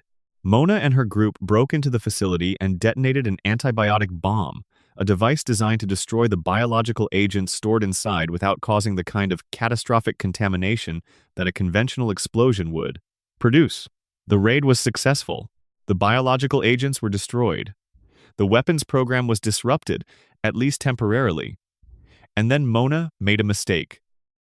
In the chaos of the raid, someone was knocked down, and Mona, acting on the instinct of basic human decency that had led her to activism in the first place, stopped to help the person who had fallen. That person was Burns. He saw her face. He identified her. He reported her to the FBI. From that moment forward, Mona Simpson was a fugitive, and her life, the life she had built in Springfield with her husband and her young son, was over. She could not go home. She could not contact Abe and explain. She could not sit with Homer while he slept and tell him that she was leaving, not because she wanted to, but because staying would put him in danger. She kissed him goodnight while he was sleeping and disappeared, and Homer woke up to a world in which his mother was simply gone. Abe covered it with a lie about death, a grave that belonged to someone else. A story that protected both of them, in the short term, from the consequences of what Burns had done, but that also deprived Homer of the truth about his own life for 27 years. Burns's pursuit. Burns did not report Mona to the FBI and then forget about her. He pursued her actively across decades, using the resources of his wealth and his institutional connections to ensure that she could not surface, could not reconnect with her family, could not return to any version of the life she had been forced to abandon. When Mona comes back to Springfield in the Mother Simpson episode, Burns encounters her through a cab window and immediately recognizes her after more than 2.5 decades. He calls the authorities. The FBI arrives at the Simpson house. Mona has to flee again. Homer has to say goodbye to his mother for the second time. And this time, unlike the first time, he knows why she is leaving. He knows who forced her out. He knows that the man responsible for his mother's exile is the same man who signs his paycheck every 2 weeks. And Homer does not connect these things to each other in a way that produces any action. He does not confront Burns. He does not quit. He does not even seem to fully process the connection between his employer and his mother's persecutor. His brain, damaged by the crayon and by decades of radiation exposure, and by whatever combination of factors has reduced his cognitive function to its current level, cannot hold all the relevant facts in working memory simultaneously and arrive at the obvious conclusion that they produce. This is one of the most painful moments the show creates, and it creates it without fanfare, without underlining it, without asking the audience to notice it. Homer works for the man who stole his mother. He goes to work every day, collects his paycheck, endures the indignities of Burns's forgetfulness and contempt, and never once manages to fully connect the dots. The deal that made Homer's job permanent. The conspiracy runs deeper than Mona's story. A later revelation establishes that Abe Simpson, Homer's father, the man who covered Mona's disappearance with a lie about death, struck a deal with Burns. Burns, at some point in the past, had committed a crime. Abe witnessed it or discovered evidence of it. Rather than report it, rather than use the information to challenge Burns or expose him, Abe entered into a private arrangement. His silence in exchange for a guarantee that Homer would always have a job at the plant, regardless of performance. Regardless of the number of documented errors, the show places this figure at 742 at one point, a number so large it has crossed from comedy into something else entirely. Regardless of how many times any reasonable employer would have terminated the employment relationship, Homer could not be permanently fired. This is why Homer's job security has always been implausible. Why a man with his record and his capabilities continues to be employed in a role whose responsibilities are so far beyond his actual capacity. The answer is not that Burns has a soft spot for Homer, or that Homer's disasters somehow work out in ways that benefit the plant. The answer is that Burns is contractually obligated to maintain Homer's employment as part of a deal he struck with Homer's father to keep a crime concealed. Homer's job is not the product of luck or incompetence on Burns's part. It is the product of a deal brokered between his father and his mother's persecutor, in secret, in service of mutual interests that had nothing to do with Homer's well-being. Homer is employed as a safety inspector at a nuclear power plant, as the fruit of a blackmail arrangement that both parties agreed to, and neither one ever revealed to Homer himself. He has no idea. He has never had any idea. He goes to work every day thinking, to whatever extent he thinks about it at all, that he is employed because he has a job that he does adequately enough. The actual reason his employment continues has been hidden from him, like the crayon in his brain, like the true fate of his mother, like the identity of the man who is responsible for all of it. What Burns made of Homer. Step back from the individual revelations for a moment and look at the total picture they create. Burns owned a biological weapons facility that Mona Simpson helped destroy. He used his influence with federal law enforcement to turn Mona into a fugitive, ensuring that she could not return to her family. Her forced absence meant that Homer grew up without a mother, carrying the psychological consequences of that loss throughout his entire development. He became a man with a desperate need for approval and an inability to challenge authority. A man whose emotional damage made him ideal for the kind of compliant, non-questioning employment that Burns's plant required. He sustained a physical brain injury at some point in his childhood that went undetected and untreated, further reducing his cognitive function. He was exposed to radiation throughout his adult life, working in close proximity to an active reactor core. And the deal Abe struck with Burns ensured that Homer would stay in that job, accumulating all of those exposures and all of those consequences, indefinitely. Burns did not sit down and plan this. He did not design Homer Simpson as a deliberate project. But the pattern that emerged from his decisions, from his biological weapons program, from his FBI contacts, from his willingness to pursue a grudge against a woman who helped destroy his weapons lab across 3 decades, is the systematic destruction of a family across 3 generations, resulting in the production of exactly the kind of worker his plant required. Homer is the ideal Burns employee not despite his damage, but because of it. His compromised cognition, his emotional neediness, his terror of abandonment, his inability to challenge authority, his willingness to endure any condition rather than risk losing his employment, these are the characteristics of a man who was broken early, and broken specifically by the intersection of his own biology with the choices of the most powerful person in his town. Burns did not break Homer on purpose, but Burns maintained the conditions under which Homer remained broken, and Burns benefited from Homer's brokenness, and Burns made sure that the mechanisms ensuring Homer stayed in his job were never explained to the man whose job they protected. Homer is working for the man who stole his mother. He does not know it, and the system is designed to keep him from ever knowing it, the same way it is designed to keep him from knowing about the radiation, and the way it is designed to keep Springfield from knowing about the skeletons in the basement. Burns did not just take Homer's mother. He took what Homer might have been. Section 8. The predictions how a cartoon wrote America's future. The Simpsons predicts the future. This is one of the most repeated facts about the show in contemporary internet culture, and every year or two, a new clip surfaces that appears to confirm it. Something that happened in an episode from 15 or 20 or 25 years ago that maps onto something that has recently happened in the real world. The clips go viral. Screenshots are shared. People who have not thought about The Simpsons in years stop and ask the question that everybody asks. How did they know? The list of apparent predictions is genuinely long, and some of the items on it are striking enough that the question feels reasonable even to people who would normally dismiss this kind of thing. In the year 2000, the episode Bart to the Future depicted a future in which Lisa Simpson becomes the first female president of the United States. Her predecessor in the Oval Office, mentioned in passing as the cause of the fiscal crisis she has inherited, is identified as Donald Trump. The episode aired 16 years before the 2016 election. In a 1995 episode, a character uses a device that appears to anticipate the smartwatch, a wrist-mounted communication device of the kind that would not become commercially available for another 2 decades. In a 1998 episode, Homer encounters what appears to be a mathematical relationship that would later be associated with the Higgs boson particle, which would not be experimentally confirmed until 2012.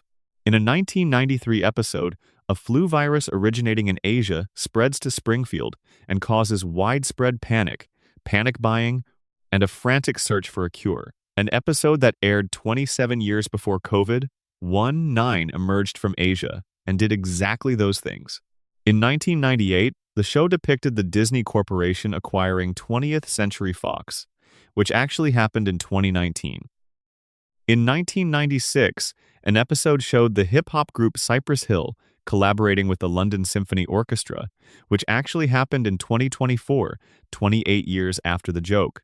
The list goes on. Smartwatches, video calling, autocorrect failures, surveillance capitalism, automated restaurant ordering, virtual reality. The show has depicted, in one form or another, elements of the technological and cultural landscape of the 2020s from the vantage point of the 1990s and early 2000s. So, how did they know? The official answer and why it is actually interesting. Al Jean, the show's long-serving executive producer, has addressed the prediction phenomenon in multiple interviews, and his answer has remained consistent. The show throws a lot of darts, and some of them hit the bullseye. That is essentially it. The Simpsons has produced nearly 800 episodes over 36 years, and each episode contains dozens of jokes, satirical observations, and speculative extrapolations about the direction of American culture. When you generate that volume of content over that duration of time, the laws of statistical probability ensure that some of it will line up with future events by chance alone. Bill Oakley, who served as a showrunner during what many consider the show's peak creative period in the 1990s, has said essentially the same thing in more direct terms. History repeats itself. The episodes are old enough that the scenarios they depicted have had time to recur in some form, and the ones that recur are the ones people remember and share, while the ones that did not recur are quietly forgotten. Fact-checking organizations that have examined specific claims that the show predicted X or Y or Z have generally found that most of the apparently prophetic content has reasonable, mundane explanations. The Trump prediction did not emerge from thin air. Trump had been publicly flirting with presidential ambitions since the late 1980s, and the writers were observing an existing cultural trend and pushing it to an absurd conclusion. The Disney-Fox merger prediction reflected the already visible acceleration of media consolidation in the 1990s. The smartwatch was extrapolation from the direction that personal technology was already taking. The writers of The Simpsons, particularly in its peak years, were an unusually educated group. Multiple members of the writing staff had advanced degrees from elite universities. Several had backgrounds in mathematics, the hard sciences, computer science, and political theory. These were not people guessing about the future at random. They were careful, highly educated observers of American culture, reading trends and extrapolating trajectories in their work the same way they might in an academic or professional context. They were often seeing where things were heading before the broader culture had registered the same movement, because they were looking more carefully and thinking more rigorously than most. That is the honest version of the prediction phenomenon, not prophecy, not conspiracy. Intelligent observation plus enormous volume plus enough elapsed time for the observations to occasionally intersect with reality? The cases that do not fit the simple explanation. And yet, the Trump episode did not merely note that a celebrity might seek the presidency, it specified Trump. It showed him descending an escalator, a visual element that would become part of the cultural record when Trump announced his 2016 candidacy by descending an escalator at Trump Tower. The specificity of that image goes beyond general trend observation. It is either a remarkable coincidence or evidence that something more specific than general cultural reading was happening. The Siegfried and Roy episode in the show's history, a parody of the famous Las Vegas performers, did not simply joke that exotic animal acts carry risk. It depicted one of the performers being attacked by a white tiger, which is almost exactly what happened in 2003 when Roy Horn was critically injured during a live performance by one of the act's white tigers. The detail of the white tiger is specific enough that coincidence starts to feel like it is doing a lot of work. The pandemic episode is worth examining carefully. It depicted a respiratory illness originating in Asia that spreads globally and causes societies to shut down, generates panic buying of essential goods, and produces a desperate search for a vaccine or treatment. The show also, within the same episode, depicted the accidental release of a swarm of dangerous insects, a detail that mapped onto the emergence of Asian giant hornets in the United States during the early months of the 2020 pandemic, which briefly dominated news coverage in the same period. Two separate elements of the same episode aligned with two separate elements of the same real-world event, separated by 27 years. The Cypress Hill and London Symphony Orchestra collaboration is perhaps the most specific and most difficult to explain through trend observation. The show depicted that exact collaboration with those exact participants 28 years before it actually occurred. There is no obvious cultural trend from 1996 that would lead an attentive observer to predict that specific collision of artists. The meta-theory, the show that shapes the world. The most interesting explanation for the prediction phenomenon is not that the show predicts the future, and not that the apparent predictions are all coincidences. It is something that sits between those two positions, and it is more interesting than either. The Simpsons is not a prediction machine. The Simpsons is a cultural force. It has been one of the most watched, most quoted, most deeply embedded pieces of American media in existence for 36 years. Its observations about American culture have entered the cultural bloodstream not merely as observations, but as reference points as the established vocabulary through which people talk about the things the show has addressed. When the show made a joke about a Trump presidency in 2000, that joke was seen by millions of people. It became something that people referenced when Trump's name came up in political discussions over the following decade and a half. It became part of the cultural context in which the 2016 election was experienced. When Trump actually descended that escalator and announced his candidacy, a significant portion of the viewing public did not experience it as a shocking impossibility. They experienced it with a sense of cultural familiarity, a feeling that they had seen this before, that the moment had somehow been prepared for in advance. The Simpsons already did this. We knew this was coming, but the show had not predicted it.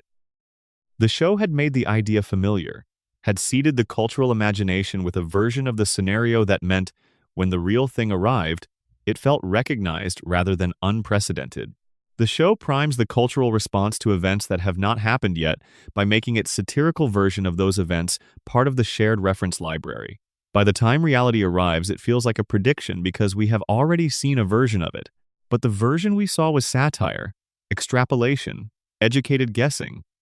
The reality that followed was shaped by the same forces the satire was observing. This is the meta-theory. The Simpsons does not predict the future. It prepares us for it. It normalizes scenarios before they materialize, so that when they materialize, our response is recognition rather than shock. And in making the impossible feel familiar in advance, it potentially even accelerates the process by which the impossible becomes real, because cultural normalization is one of the mechanisms through which the previously unthinkable becomes thinkable, and the thinkable becomes possible, and the possible becomes actual. Springfield does not reflect America. America has been becoming Springfield. The show held up a mirror for 36 years, and we stared into it long enough that we started to resemble what we saw. What the misses tell you.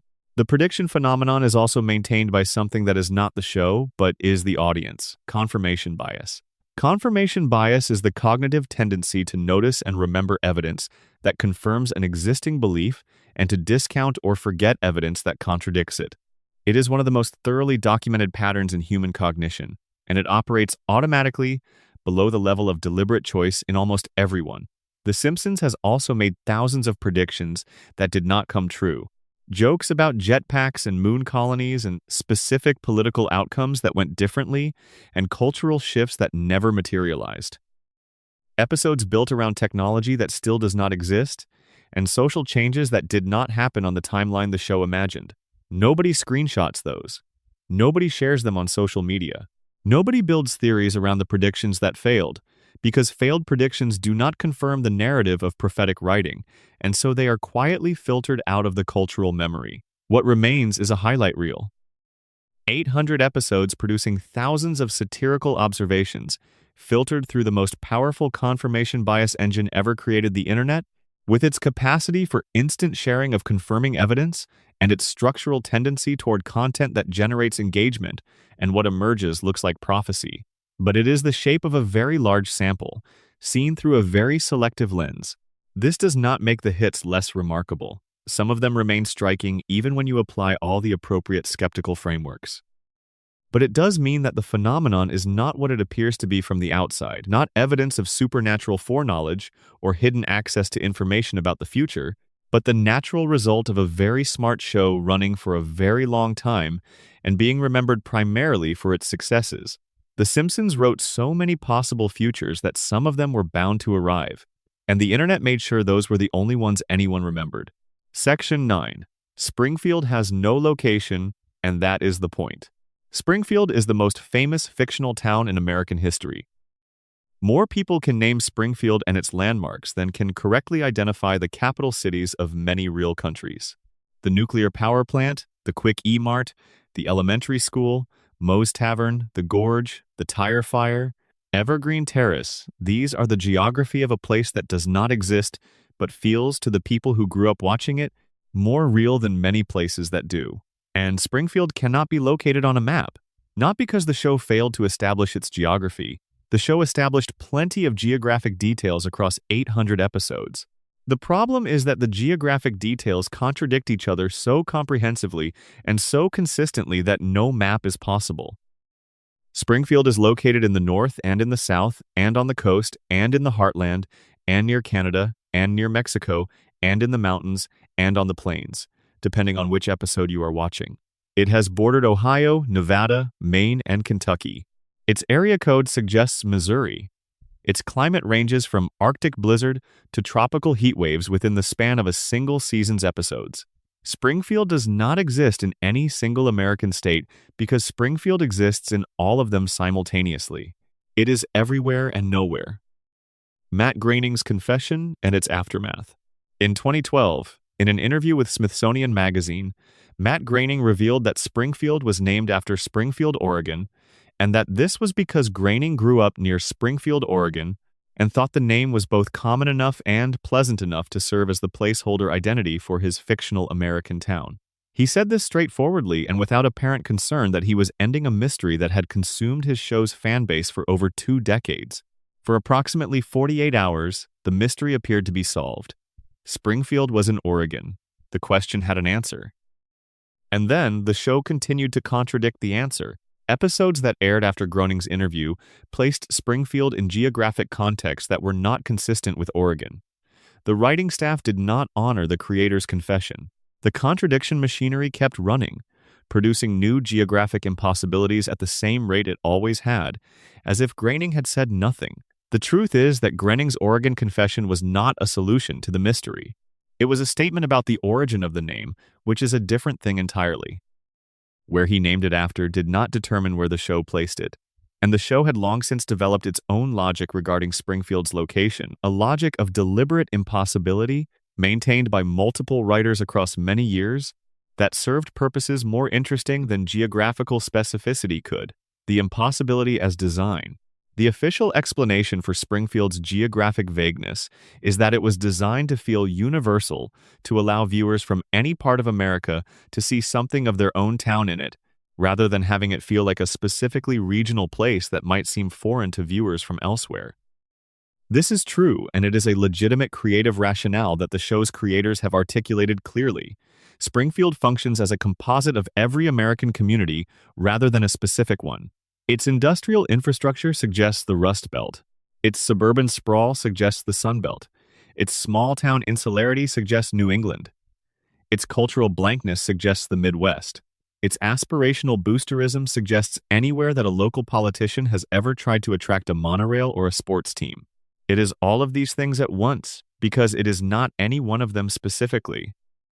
But there is another way to understand the geographic impossibility that sits alongside this official rationale and adds a different kind of weight to it. You cannot investigate a town you cannot locate. You cannot bring federal charges against a nuclear power plant if the state in which that plant is located keeps changing. You cannot issue consistent regulatory oversight of a facility when the regulatory authority changes depending on which episode you are in. You cannot hold anyone accountable for anything if the jurisdiction is perpetually undefined. Springfield floats between states the way Burns floats between legal frameworks, not because nobody knows where it is, but because somewhere specifically fixed would be somewhere that had a specific attorney general and a specific EPA regional office, and a specific set of state-level regulatory bodies with consistent jurisdiction over the plant's operations. Springfield's geographic uncertainty is Burns's best protection against the kind of regulatory scrutiny that might actually address the 342 violations. The town with no fixed location has no fixed oversight, and the man who benefits most from the absence of consistent regulatory authority is the man who owns the source of the town's contamination. Springfield floats because floating is safer than landing. Landing means accountability. Landing means someone shows up with a map and a badge and starts asking questions about the three-eyed fish and the skeletons in the basement. The coma theory's geographic logic. If the coma theory is true, Springfield's geographic impossibility has a completely different and entirely personal explanation. Homer Simpson does not have a precise internal map of the United States.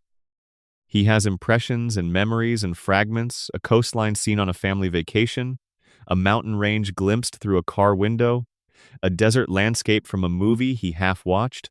His understanding of American geography is the understanding of a man who paid moderate attention to a country he lived in, filtered through the distortions of decades of imperfect memory and the specific emphases of his emotional life. A dreaming brain does not construct geography from a map. It constructs geography from feeling. Homer's Springfield is assembled from every American landscape he ever encountered or imagined or saw secondhand, layered on top of each other without regard for physical logic. Because physical logic is not how dreams work. Dreams have emotional logic. They place things where they need to be for the dream's emotional purposes, not where they would be if the dream were a documentary. The mountains are there because mountains feel important to Homer. The coast is there because water means something to him. The desert appears because somewhere in his life he experienced desert, or saw it in sufficient detail that it became part of his internal geography. Springfield is everywhere because Homer's memory of America is everywhere diffuse, overlapping, emotionally anchored rather than cartographically precise. The town cannot be located because the man who built it inside his unconscious mind is not a mapmaker. He is a dreamer. And dreamers build their worlds from what they love, not from what is geographically accurate. Behind the laughter and the shifting truth. In the 12th season, the show produced a mockumentary episode called Behind the Laughter that framed the Simpsons family as real people who had been the subjects of a documentary television series. The episode played with the show's own mythology in interesting ways, treating Springfield as a real location and the family's experiences as genuine events that had been dramatized. In the original broadcast of this episode, Springfield was said to be located in northern Kentucky. The show gave an answer. It committed, within the frame of the mockumentary, to a specific location. And then, in syndicated reruns, the episode was revised. The line stating that Springfield was in northern Kentucky was changed to identify a different location entirely. The answer that the show had provided was retroactively altered, replaced by a different answer that was no more final than the first. The show gave you the truth and then changed the truth. The answer literally depended on which version of the episode you were watching, on which channel, in which market, at which point in the show's history. Even when Springfield had a definitive location, the definition did not hold. It mutated between airings. It refused to stay pinned down. Springfield will not be located. Not because the show lacks the ability to commit to a location, but because Springfield has decided through the accumulated choices of its writers across 36 years, through the maintenance of a deliberate impossibility that being locatable is less useful than being everywhere. A town that could be anywhere belongs to everyone, and a town that belongs to everyone is a town that nobody can shut down, because you cannot shut down something you cannot find. The three-eyed fish would like a word with your EPA regional office, but the regional office for Springfield's part of the country keeps changing every time you look it up. Section 10. The Principal and the Pauper, the town that voted for the lie. This is the episode that fans love to hate. It is consistently ranked among the worst in the series, cited as a turning point at which the show lost its way, held up as evidence that the writers stopped caring about their own history. The backlash when it aired in September 1997 was immediate and fierce. Harry Shearer, who voiced Skinner, publicly registered his objection to the storyline. Critics were largely unkind. The episode entered the mythology of the show not as a celebrated installment but as a cautionary tale, a warning about what happens when a long-running series stops respecting its own continuity. And yet, the episode called The Principal and the Pauper is not the worst thing The Simpsons ever did to its own mythology. It is the most honest thing the show has ever done about Springfield. It is the one episode that pulls back the curtain and shows you exactly how the town works, how it has always worked, and why every continuity error and every reset and every forgotten catastrophe is not a failure of the writing, but a feature of the world. What the episode is about. Springfield Elementary holds an event honoring Principal Seymour Skinner's 20 years of service to the school and to the community.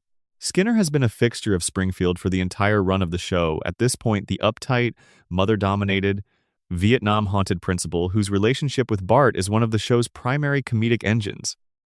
He is a known quantity, a character with an established history and a specific set of traits and relationships that the audience has come to understand across years of episodes. During the ceremony, a stranger walks in. He is a man the town does not recognize, and he introduces himself as Sergeant Seymour Skinner, the real Seymour Skinner, a decorated Vietnam War veteran who was captured as a prisoner of war, presumed dead, and has now returned to find that someone else has been living his identity for 2 decades. The man Springfield has known as Principal Skinner is revealed to be an imposter. His real name is Armin Tamzarian. Before Vietnam, he was a street punk, a petty criminal, a kid from the wrong side of things with no prospects and no future worth describing. He was drafted into the military, served in the same unit as the real Skinner, and when Skinner was captured and presumed dead, Tamzarian felt responsible. He went to Springfield to tell Skinner's mother Agnes the news of her son's death. Agnes assumed he was her son. She needed him to be, and Tamzarian, who had never been wanted by anyone, who had never had a family or a place where he belonged or an identity worth preserving, went along with it. He became Seymour Skinner. He took the name, the rank, the mother, the life, and he maintained it for 20 years until the real Skinner walked through the door. The vote. Now comes the part that made the fans angry, and that is, on careful reflection, the most important thing the episode does. The town holds a meeting. The truth is fully established. Everyone in Springfield is in possession of the same information. The principal they have known for 2 decades is not who he claims to be. A man whose identity was stolen is standing in front of them with proof. Both men are present. The facts are not in dispute. And Springfield votes. Not on whether to prosecute Tamzarian, not on whether to acknowledge the real Skinner's identity. They vote on something more fundamental, whether to acknowledge the truth at all. The verdict is unanimous. They choose to keep the lie. Judge Snyder issues a formal legal decree that Armin Tamzarian is to be considered the real Seymour Skinner. The actual Seymour Skinner, the man who was born with that name, who served under it, who was captured and imprisoned under it, is tied to a rail car and physically expelled from Springfield. And the judge makes it explicitly illegal under penalty of torture to ever mention the truth again. Let that settle. The town of Springfield, faced with definitive proof that a major public figure in their community had been operating under a stolen identity for 20 years, chose to preserve the lie. They had the real person standing right in front of them. They had the truth available, and they sentenced the truth to exile and criminalized speaking it. What this actually reveals? The fan reaction treated this as a betrayal of the show's continuity, as an episode that destroyed an established character by revealing that everything about him was fraudulent, and on one level that is fair. The episode does do that. But here is the thing that the angry response tends to miss. The episode is not doing anything new. It is showing you the mechanism that the show has always been using, visible and explicit for the first time, rather than hidden in the background the way it usually operates. Springfield has always chosen comfortable lies over uncomfortable truths. That is not a new development introduced in Season 9. It is a character trait of the town that has been present from the beginning. The town watched Burns eat Blinky the three-eyed fish and accepted that the fish was safe. The town watched Homer be identified as the most likely shooter in the Burns case and then accepted the verdict that a baby did it because the baby was more convenient. The town has watched its nuclear plant accumulate safety violations for decades without ever mounting a sustained challenge to its operation.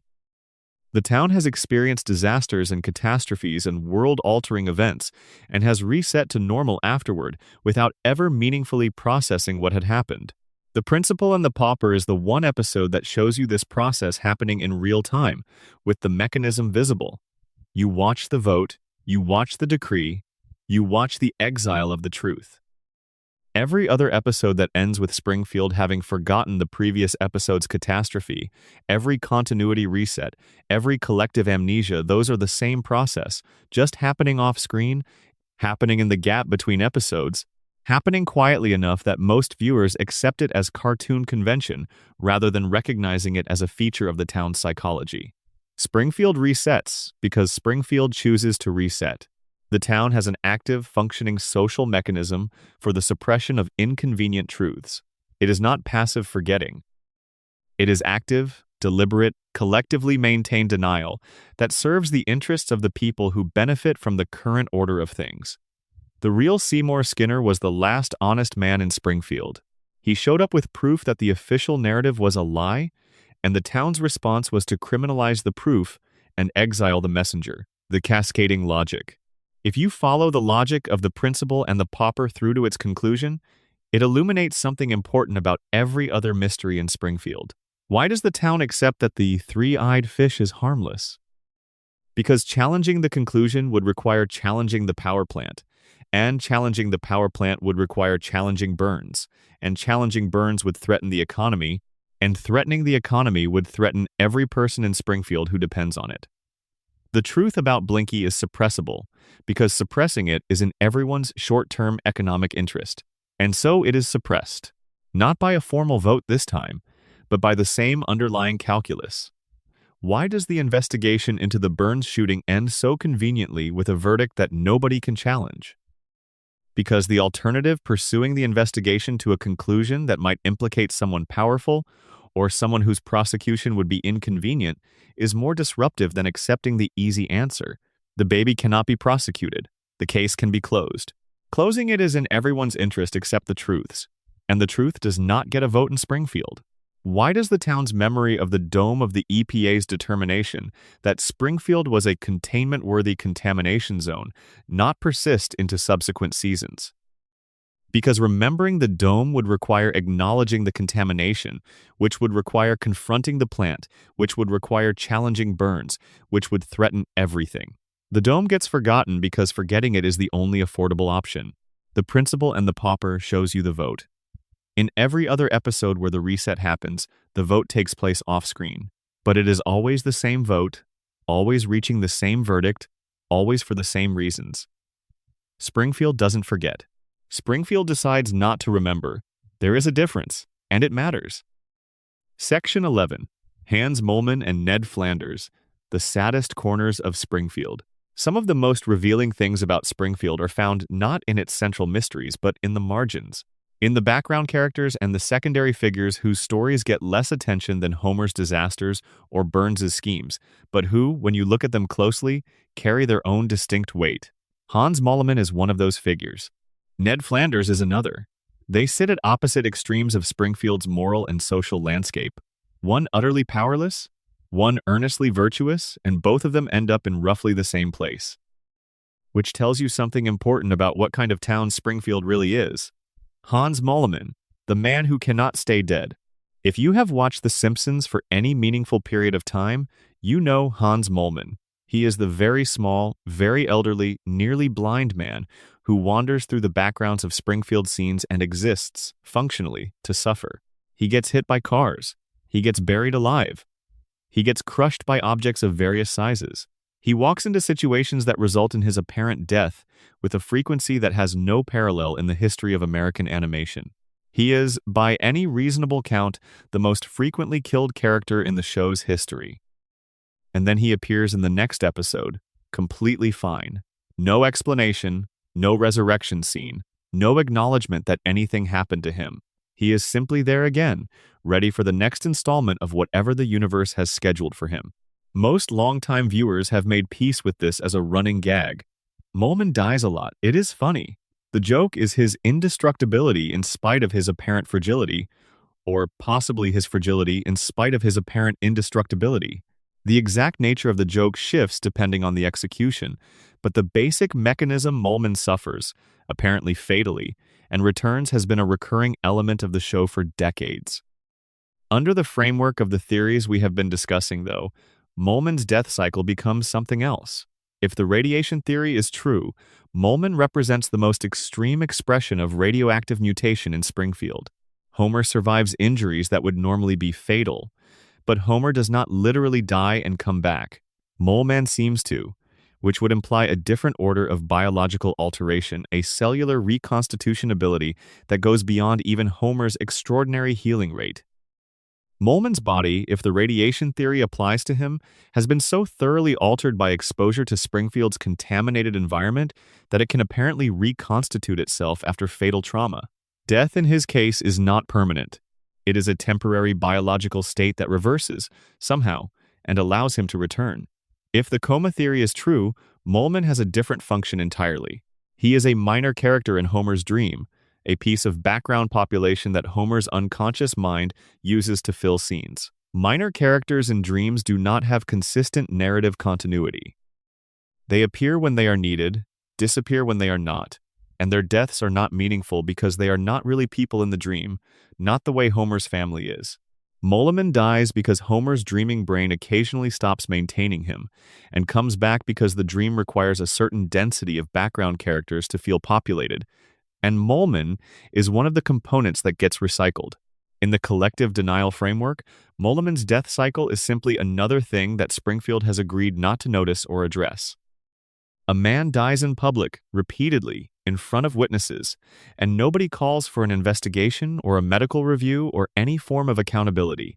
The town has normalized it alongside everything else it has normalized. The three-eyed fish, the glowing plant owner, the baby who shot a man, the principal who was not who he claimed. Molman's deaths are just another item on the list of things that Springfield has decided require no response. And then there is his stated age. In one episode, Molman reveals that he is 31 years old. 31. He appears to be somewhere between 80 and dead. His body has aged catastrophically beyond what 31 years of normal human life would produce. Something took a young man and rendered him ancient before his time, and then made him essentially unkillable despite the apparent decrepitude of his physical form. The radiation theory has a specific answer for this. Radiation exposure can cause rapid cellular aging, while simultaneously inducing changes that increase certain kinds of biological resilience. The same contamination that makes Springfield's residents yellow and four-fingered and cognitively damaged might, at different concentrations or with different individual biology, produce exactly the combination Molman exhibits.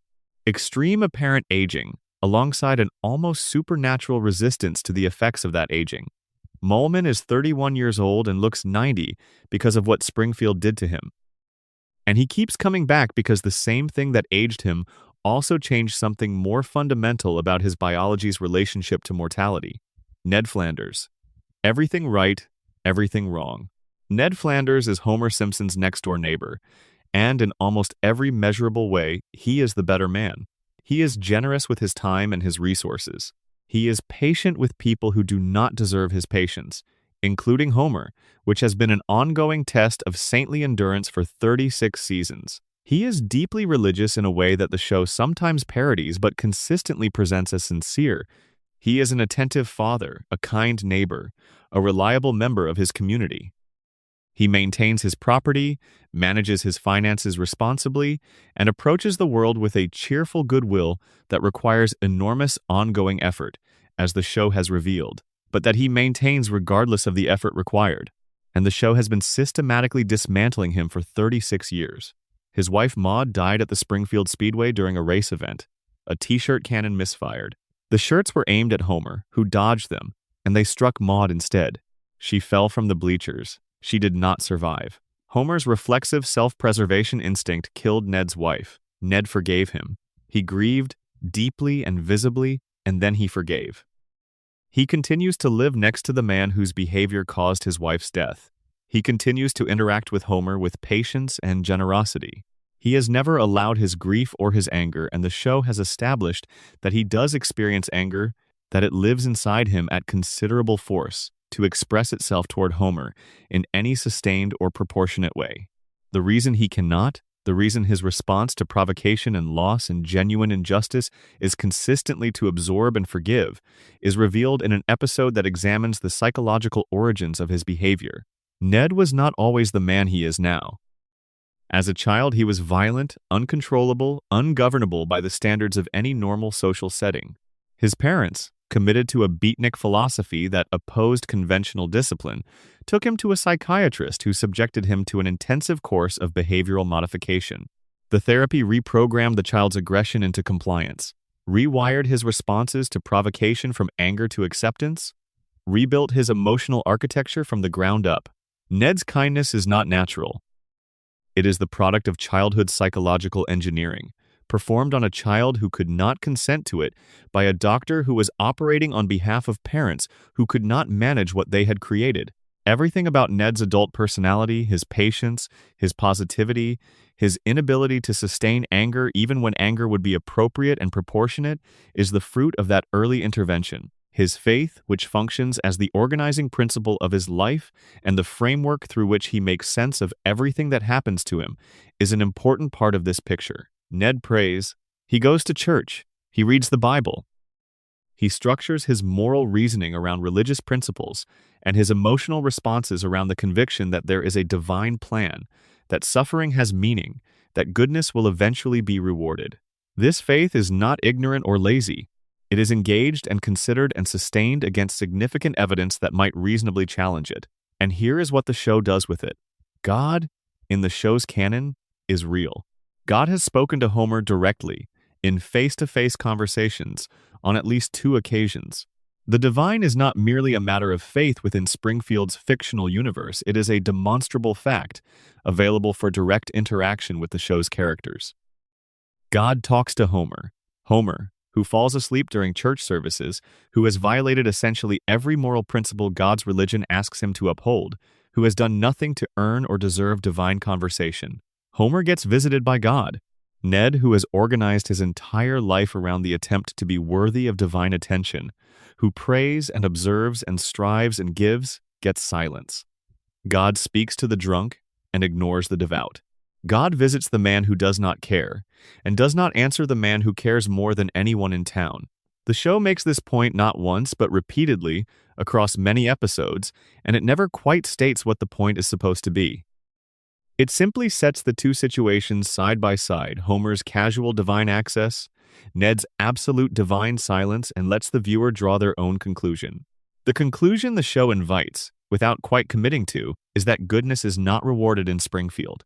That the system, whether it is Burns's economic system, or the social system of the town, or the divine system that Ned has placed his faith in, does not operate on a principle of proportionate reward for moral behavior. The system rewards what it rewards, for reasons that have nothing to do with desert or merit or virtue. Homer gets divine conversation because the story finds Homer interesting. Ned gets silence because the story finds his goodness legible, but his reward awkward to stage. And neither of them chose this. Neither of them created the situation. It was handed to them Homer by his damage and his history and the peculiar favor that fate has shown him. Ned by his conditioning and his faith, and the peculiar indifference that fate has shown him. They live next door to each other. They have lived next door to each other for 36 years. Homer is rewarded for doing everything wrong. Ned is punished for doing everything right. And the gap between them has never once closed, because in Springfield, the gap does not close. The system is not designed to close it. The system is designed to maintain it. What Moleman and Ned have in common, at first glance, Hans Moleman and Ned Flanders have nothing in common. One is a background character who exists to suffer physically in comedic ways. The other is a fully developed recurring character whose psychological complexity has been one of the show's quieter ongoing projects. They occupy completely different levels of the show's narrative hierarchy, but both of them are people who do not win in Springfield. Moleman absorbs punishment that should end him and comes back for more, but never seems to accumulate anything from the experience, no wisdom, no improvement in his circumstances, no relief. He suffers and returns and suffers again in a cycle that goes nowhere. Ned tries earnestly to be good and is punished for it by the loss of his wife, by the indignity of his neighbor's behavior, by the silence of the God he has devoted himself to, by the show's consistent refusal to allow his goodness to produce the outcomes that goodness is supposed to produce. Both of them are on a wheel that does not stop and does not take them anywhere. And both of them are presented by the show with a mixture of comedy and genuine pathos that is, when you sit with it, one of the more honest things the show has ever done. Because that is what Springfield is. A place where people are on wheels that do not stop and do not go anywhere. Where the people who suffer keep suffering. Where the people who try keep trying without getting what the trying is supposed to earn. Where the people who have power maintain it without losing it, and where the whole system continues cycling through the same configurations without ever producing a fundamentally different outcome. Moleman will die again next episode. Ned will forgive again next episode. Homer will survive another impossible situation. Burns will make it to his weekly appointment.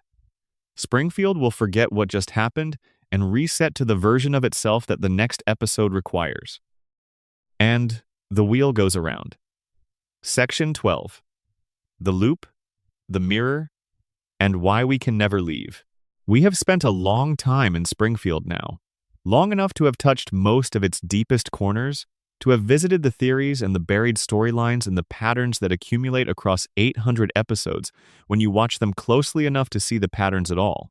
Let us sit here for a moment before we wrap up.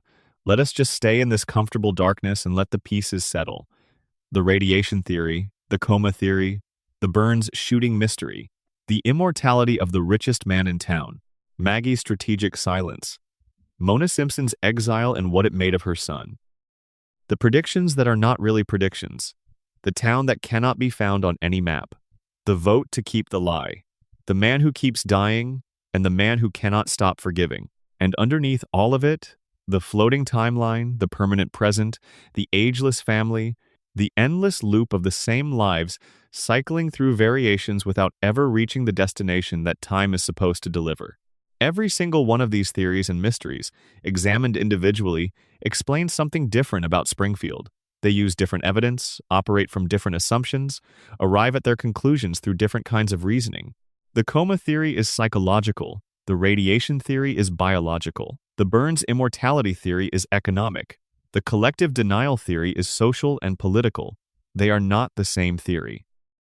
They are not telling you the same thing in different words, but every one of them arrives at the same place. They all look at Springfield and say, something here is broken. Something fundamental, structural, persistent. Something that has been part of the show's fabric since the beginning and that will never be fully resolved, because resolving it would require the show to admit what the show has been slowly, quietly admitting for 36 years through every joke and every mystery and every reset. Springfield is not right.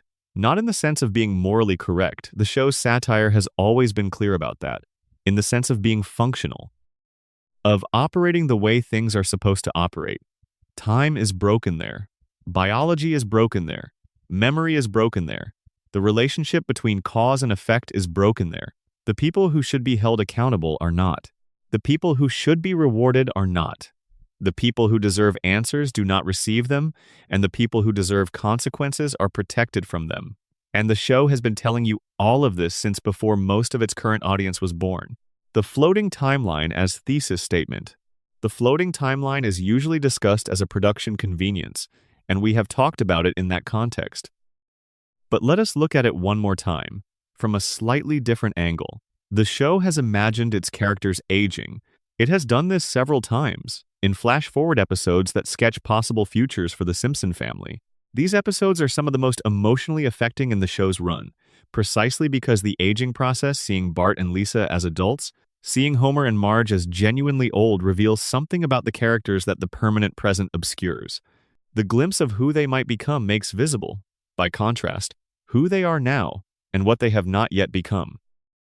In the episode Lisa's Wedding, from the 6th season, Lisa is depicted as a 23-year-old woman on the day of her first attempt at marriage. The episode is structured around a return to Springfield for the wedding, and what Lisa encounters there is essentially a more intense version of everything she has always known. Homer's loving clumsiness, Bart's arrested development, the town's resistance to change, the family's fundamental endurance. The future Lisa is recognizably the same Lisa, just older, and the same Springfield, just slightly more weathered. Nothing has changed as much as time should have changed it. The episode ends with Lisa choosing not to marry her fiancé, partly because of the incompatibility between his world and her family's world, and partly because she is not ready because some part of her is still the 8-year-old at the window, not quite prepared to step through into whatever comes after Springfield. She returns to the present, to being 8 years old again, and the future is sealed back up. The show can imagine growth. It consistently refuses to allow it. The flash-forwards are doors that open and then close. The characters touch the edge of their possible futures and then draw back. This is not just a production decision, it is a statement. The Simpsons family is frozen not because the show cannot imagine them otherwise, but because something the radiation, or the coma, or the collective agreement, or the simple weight of audience expectation and cultural investment prevents them from moving forward. They are held in place by forces that operate both inside and outside the fiction, and the outside forces are us. The audience as the loop. The deepest and most honest thing you can say about why The Simpsons continues, why it has continued for 36 years without aging its characters, why Springfield keeps resetting, why nobody ever fully changes is this: because we have not let them. The audience for The Simpsons is an audience that has been returning to the same family since 1989, in many cases. People who were children when Bart was introduced have children of their own now, who are watching the same version of Bart. People who watched Homer stumble through fatherhood in 1992 are now in Homer's position themselves and are watching him do it again. The show has been the background noise of multiple generations of American family life, and the relationship between the audience and the Simpsons family is one of the most durably intimate relationships in the history of entertainment media. We need them to stay the same because their sameness is part of what they give us. When we turn on The Simpsons, we go back to something. We return to a place that has not changed, to a family that is exactly where we left them, to the specific warmth of a fictional domestic world that has been available to us for longer than most things in our lives have been available. The show is a form of temporal stability in a world where temporal stability is increasingly hard to find. Everything else changes. Springfield does not. And so, we press the button every time that keeps the loop running.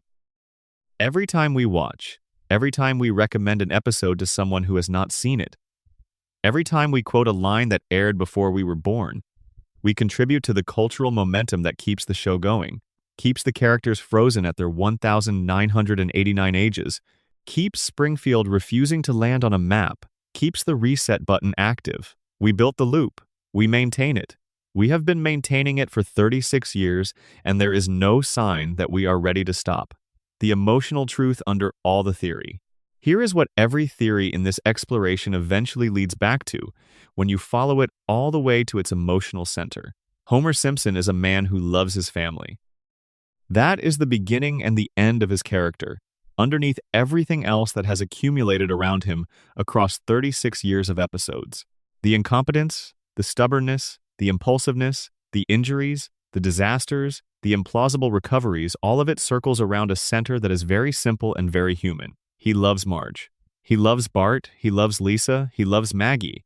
And the love, despite everything the show does to it and around it, and occasionally to make it look ridiculous, is genuine. The coma theory is devastating not because it suggests Homer is in a coma, but because of what a coma would mean for a man whose emotional center is loving his family. If Homer is dreaming, the dream is about them. The adventures and the celebrities and the impossible scenarios and the escalating absurdity are not really the content of the dream. They are the delivery mechanism.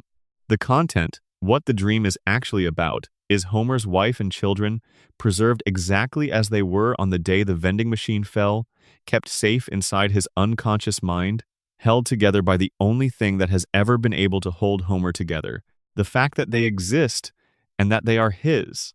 The radiation theory is dark, and the evidence for it is substantial, and the implications for Springfield's residents are genuinely disturbing. But underneath the darkness, the show that the radiation theory describes is still a show about a family that, despite everything done to them and everything they have done to themselves and each other, keeps choosing to stay together. Homer is damaged and limited and often wrong about everything. Marge is patient in ways that should not be asked of anyone. Bart is resisting a world that has never quite been able to see him clearly. Lisa is fighting battles that the town she lives in does not want fought. Maggie is waiting for the moment that has not arrived yet. And every Sunday night they are back on the couch together, watching television, being a family, in the house on Evergreen Terrace in the town that cannot be found on any map, in the loop that we built for them, and that we have never been willing to let stop. Springfield as America. The show has always been about America. Not subtly about America, not occasionally about America. It is a sustained, detailed, often uncomfortable portrait of what America actually is, as opposed to what America tells itself it is. The corrupt billionaire who owns the thing that keeps the lights on? The safety regulations that exist on paper and not in practice? The population that cannot quite connect the obvious dots between the thing that is harming them and the harm they are experiencing. The town that votes to keep the lie, because the lie is more comfortable than the truth. The elections that change nothing. The disasters that are forgotten by the next episode. The loop that nobody can break because everybody in the loop depends on it continuing. Springfield is a diagnosis. Not a prediction, not a satire in the detached sense of something making fun from a safe distance, but a diagnosis, a careful, detailed examination of a set of symptoms that have been present in American civic life for as long as there has been American civic life, rendered visible through the specific clarity that comedy allows. You can say things in a joke that you cannot say seriously. You can show things in a cartoon that you cannot show in a documentary. The yellow skin, and the four fingers, and the cracked cooling towers, and the billionaire who cannot remember his employee's name after 30 years, these are comic exaggerations of real things, but the real things they are exaggerating are recognizable. And the exaggeration, by making them strange, makes them visible in ways that realistic depiction would not. Springfield is everywhere. Springfield is every town that ever had a plant that poisoned the water, and a rich man who did not want to fix it, and a population that was too economically dependent on both to mount a real challenge. Springfield is every community that ever chose a comfortable lie over an uncomfortable truth, because the truth would require structural change, and the structure was the thing everybody depended on. Springfield is every family that ever got by on love and stubbornness, and a certain willful blindness to the full dimensions of the situation they were in. Springfield is us, which is why we keep watching, which is why the loop keeps running, which is why 36 years have passed and nobody in Springfield has aged a single day, and we find this comforting rather than disturbing, and we come back every week to spend time with a family that we somehow know better than we know many actual families we have met. The last mystery. After all of this, after 2 hours in Springfield, after the radiation and the coma and the shooting and the immortality and the silence and the exile and the predictions and the maps and the votes and the deaths and the forgiveness and the loop, the biggest mystery is still the simplest one. Why can't we let them go? The theories have answers. The coma theory says we cannot let them go because Homer himself will not let them go, and the dream is ours as much as his. The radiation theory says we cannot let them go because what they represent, the middle-class American family, damaged and resilient and yellow and four-fingered and somehow still standing, is what we are, and you cannot let go of what you are. The collective denial theory says we cannot let them go because letting them go would mean admitting that 36 years have passed and we are older now, that the world has changed, that the couch we sat on watching the opening credits was in a house that may no longer exist, or exists with different people in it, or exists exactly as it was, and that is somehow worse.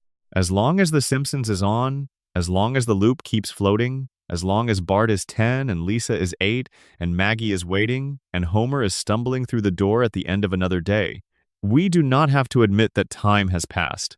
We can sit down, we can turn on the television, and we can go home.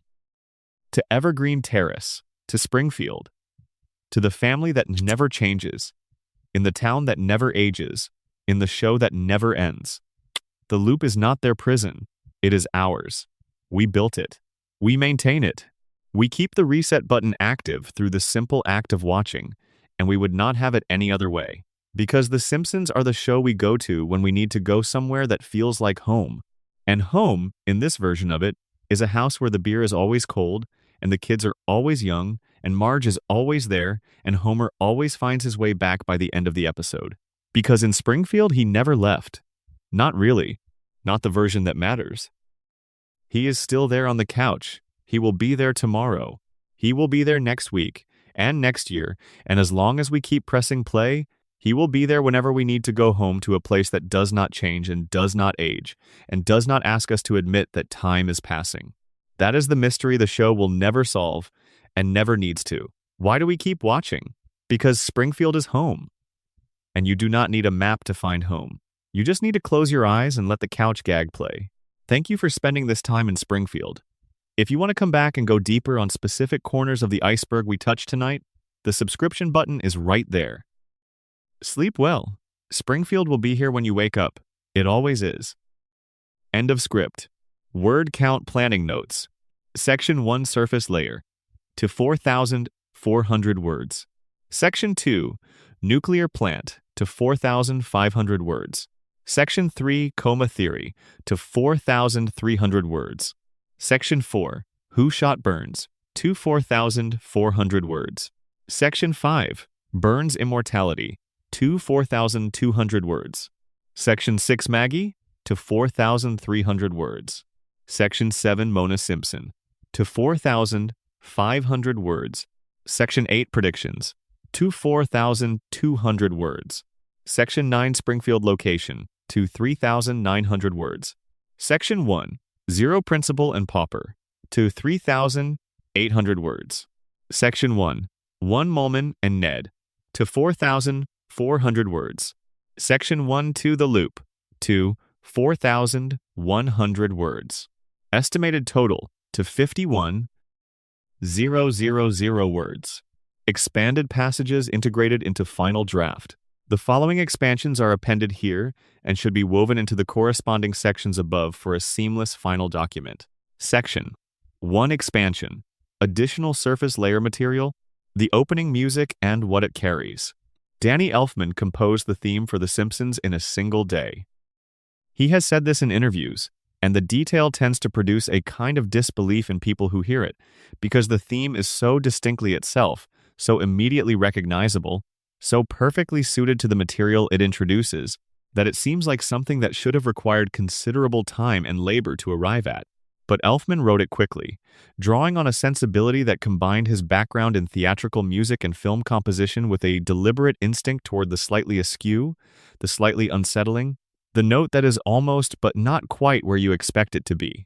The theme for The Simpsons is not simply cheerful, it is not simply comedic. It is something more precisely calibrated than either of those things. There is a quality of unease threaded through its playfulness, a sense that the energy animating it is slightly too bright, that the brightness is covering something, that underneath the xylophone runs, and the brass stabs, and the cartoon chase music propulsion, there is a note of something that you cannot quite name, not darkness exactly. More like the feeling of a house where the lights are too bright and the laughter is a little too enthusiastic, and you cannot quite decide whether the party is fun or whether something is wrong. Elfman achieved this through specific musical choices that are worth naming. The theme uses an unusual number of grace notes, quick ornamental notes, that sit just before the main melody note and give the whole thing a fluttering, almost anxious quality. The brass instruments that enter toward the climax of the theme come in at a slightly unexpected angle, creating a moment of productive dissonance that resolves satisfyingly, but not before you have been briefly knocked off balance. The whole thing is in a major key, but it earns its cheerfulness rather than simply asserting it.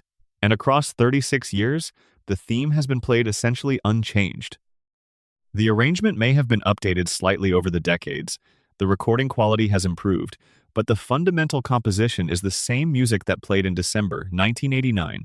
You can hear the 1989 version and the current version, and they are recognizably the same thing, which is its own kind of statement about the show. The music does not age, because the show does not age because Springfield does not age.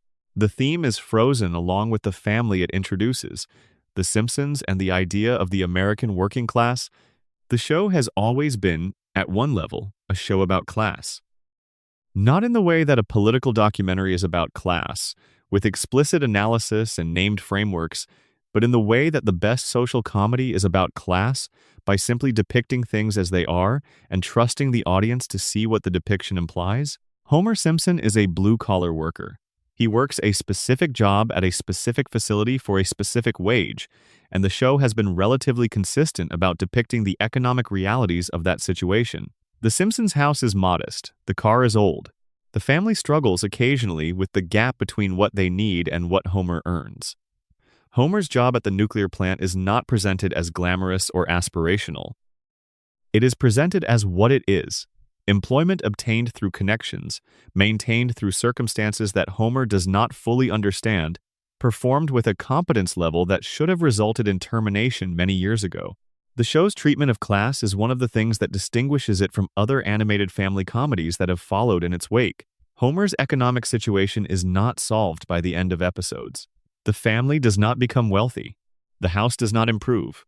The car does not get replaced by something newer. The economic baseline of the Simpson family remains essentially stable across 36 years, which means it reflects the economic experience of the working and lower middle class American household with a fidelity that goes beyond what many dramatic series have managed. Burns exists in the show partly as the logical endpoint of the class analysis that Homer embodies. Homer works. Burns owns. Homer's labor generates the wealth that Burns accumulates. The relationship between them, the employee who cannot be fired and the employer who cannot remember his name, is the relationship between labor and capital rendered as personal drama with all of the absurdity and all of the asymmetry and all of the persistent, grinding, one-sided dependency that the real version of that relationship involves. And Homer never quite figures this out. He cannot. His cognitive limitations, his emotional needs, his terror of losing what little stability he has, all of these prevent him from seeing his situation clearly. He endures, and he adapts, and he takes his beer home, and he sits on the couch. And that is the working-class American experience that the show has been depicting with remarkable consistency for 36 years. Endurance, not revolution. Adaptation, not transformation. The couch at the end of the day, and the television, and the family that needs you to show up again tomorrow. Springfield's institutions and their failures. Springfield has a police department that solves almost no crimes. It has a school system that graduates students who seem to have learned very little. It has a local government that is corrupt in the low-stakes, small-town way, not dramatically corrupt, not criminal conspiracy corrupt, just the ordinary corruption of elected officials who respond to whoever has the most money and the most immediate access to them, which in Springfield is almost always Burns. It has a medical system that has missed a crayon in a man's brain for 30 years. It has a legal system that can be bent by a judge with sufficient motivation.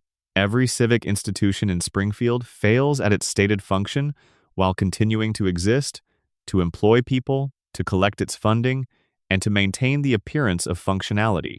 The school runs, children attend it.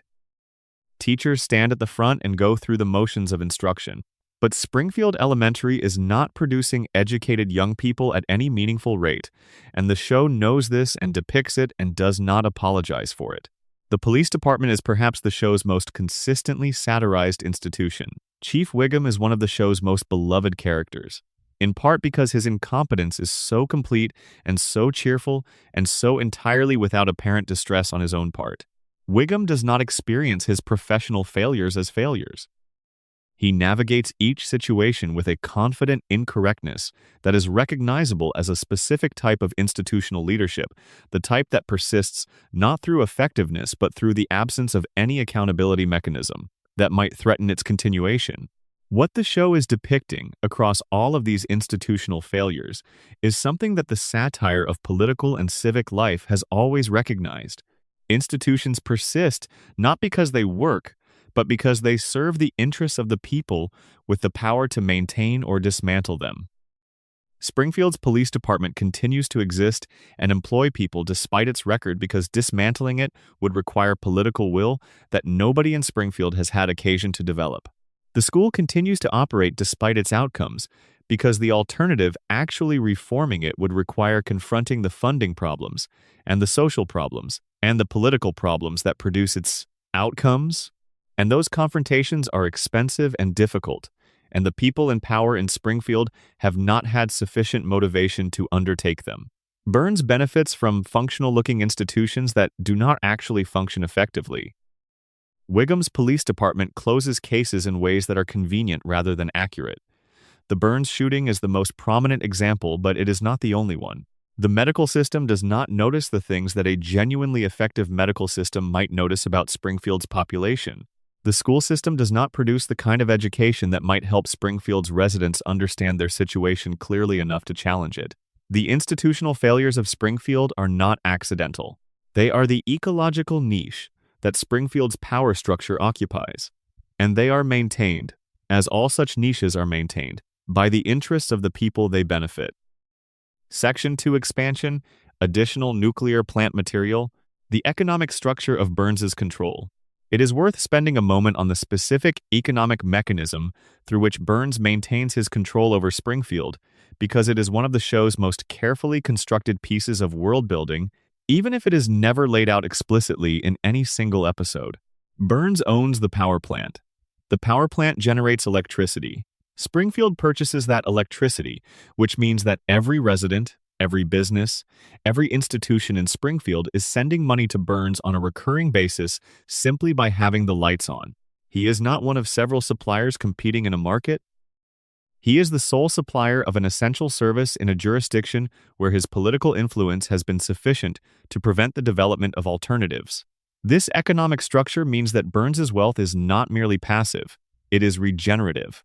Every day that passes without a serious challenge to his monopoly is another day of accumulating revenue, another day of increasing the gap between his resources and those of anyone who might want to challenge him. The longer the status quo persists, the more unassailable the status quo becomes, because the resource advantage it gives Burns grows continuously. The 342 safety violations that went unaddressed were not merely the product of Burns's indifference to the well-being of his employees and neighbors. They were the product of a rational economic calculation. The cost of fixing the violations was $56 million, while the cost of not fixing them, regulatory fines, legal liability, political pressure, was manageable given his level of influence over the relevant oversight bodies. Burns chose not to spend the money because the expected cost of the violations remaining unaddressed was lower than the certain cost of addressing them. This is how regulatory capture works in the real world. Not through dramatic corruption or obvious criminality, but through the straightforward logic of comparing certain costs against managed risks, with the management of those risks enabled by the kind of influence that comes with being the largest employer and taxpayer in a jurisdiction. Springfield's regulatory environment is not uniquely corrupt. It is ordinary, in the sense that the ordinary operation of economic and political power tends to produce exactly these outcomes when left to itself. Burns is not a cartoon villain, exactly. He is a cartoon rendering of a type that exists in reality, and the cartoon exaggeration makes the type legible in ways that realistic depiction might not. The indifference to the harm caused by 342 violations, the refusal to spend $56 million when you have billions, the maintenance of a workforce too impaired to organize effectively, these are not fantasy elements of the show. They are exaggerations of real tendencies, rendered in yellow and four fingers to make them visible. The water supply. What has been flowing through Springfield for 30 years? One of the aspects of the radiation theory that receives less attention than it deserves is the specific mechanism through which the contamination reaches the town's residents. The nuclear plant's runoff enters waterways near the facility. Blinky, the three-eyed fish, is caught in a river downstream from the plant. The implication, which the show makes as explicitly as it ever makes any implication, is that the contamination has been flowing into Springfield's water system for the entire duration of the plant's operation. Springfield's residents drink tap water. They bathe in tap water. They water their gardens with it. The children who play outside in the summer come inside and drink it. The elderly residents who cannot easily afford alternatives drink it. The employees of the plant, including Homer, drink it at work. The water that comes out of Springfield's taps has been passing through an ecosystem that contains, at minimum, enough radioactive contamination to produce a three-eyed fish, and has been doing so for decades. The biological effects of long-term exposure to low-level radioactive contamination in drinking water are not simple to enumerate, because they depend enormously on the specific isotopes involved, the concentrations, the duration of exposure, and the individual biology of the people affected. But among the documented effects of such exposure in real-world contamination events are elevated rates of certain cancers, neurological impacts, effects on fetal development when pregnant women are exposed, and immune system dysfunction. The show does not cite these specific effects, but it depicts something consistent with them: a population with abnormal biology, reduced cognitive function, and a pattern of health outcomes that diverges from what you would expect in an unexposed community. The water supply is the delivery mechanism. The contamination enters the rivers from the plant. The rivers feed into the municipal water system. The water system delivers contaminated water to every tap in every house in Springfield, and every resident, across every year of the plant's operation, has been drinking it. This is why the three-eyed fish matters so much as a piece of evidence. Blinky is not a curiosity. Blinky is a data point that tells you the contamination level in Springfield's water is sufficient to produce visible biological mutation in aquatic vertebrates. A fish develops a third eye not through minor, inconsequential exposure but through significant disruption of developmental biology. Whatever produced Blinky has been in the water that Springfield's residents have been consuming for 3 decades. The show shows you Blinky and then moves on. And Springfield moves on too. Nobody tests the water. Nobody pulls sampling data. Nobody convenes a public health inquiry. And this is either because the cognitive damage from the water has already reached the point where the population cannot organize effectively around the concern, or because Burns's influence over Springfield's institutions extends to the public health apparatus as well as the regulatory bodies, or because the collective denial mechanism is sufficiently powerful to suppress even the obvious public health implications of a three-eyed fish downstream from a nuclear plant. Probably some of all three. The dome and what it means that nobody went to prison. The Simpsons movie is, in many ways, the show's most explicit statement about the themes that have been running beneath its surface for 2 decades. The environmental contamination of Springfield reaches a crisis point. The federal government intervenes, the dome is placed, and the Simpson family must navigate the consequences. It is broad, it is funny, it contains several set pieces that are among the funniest things the show has ever done. And it ends with the dome coming down and Springfield being saved and the family being reunited and everything resolving. But a specific detail of the film's resolution deserves close attention. The dome comes down. The villain EPA Administrator Russ Cargill, who escalated the situation from containment to proposed destruction of Springfield entirely, is defeated. The Simpsons return to their town. Life resumes. Burns is not mentioned in connection with the contamination crisis. The 342 violations, the decades of radioactive waste dumping, the contaminated water supply, the environmental degradation that made the dome necessary in the first place. None of this is attributed to the man who owned and operated the facility responsible for it. The film's villain is the government official who overreacted to the contamination crisis, not the industrialist who created the conditions that made the crisis possible. Burns walks away from the Simpsons movie untouched. The contamination is acknowledged. Its consequences are depicted at length. Its human cost is made visible through the dome and everything that follows. And the person most responsible for it faces no consequences. Because the film's narrative structure requires a different villain, a bureaucratic one, a federal one, an overreaching government one, rather than the obvious corporate one. This is worth noting not as a criticism of the film, but as an observation about what the film reveals about Springfield's relationship with Burns. The town cannot hold him responsible for what his plant has done, even when what his plant has done reaches the point of federal emergency.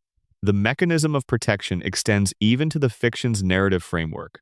The plot requires a villain, and the plot selects one that is not Burns, and Burns continues to own his plant and collect his revenue and schedule his weekly appointments, and Springfield returns to normal, and the dome is forgotten.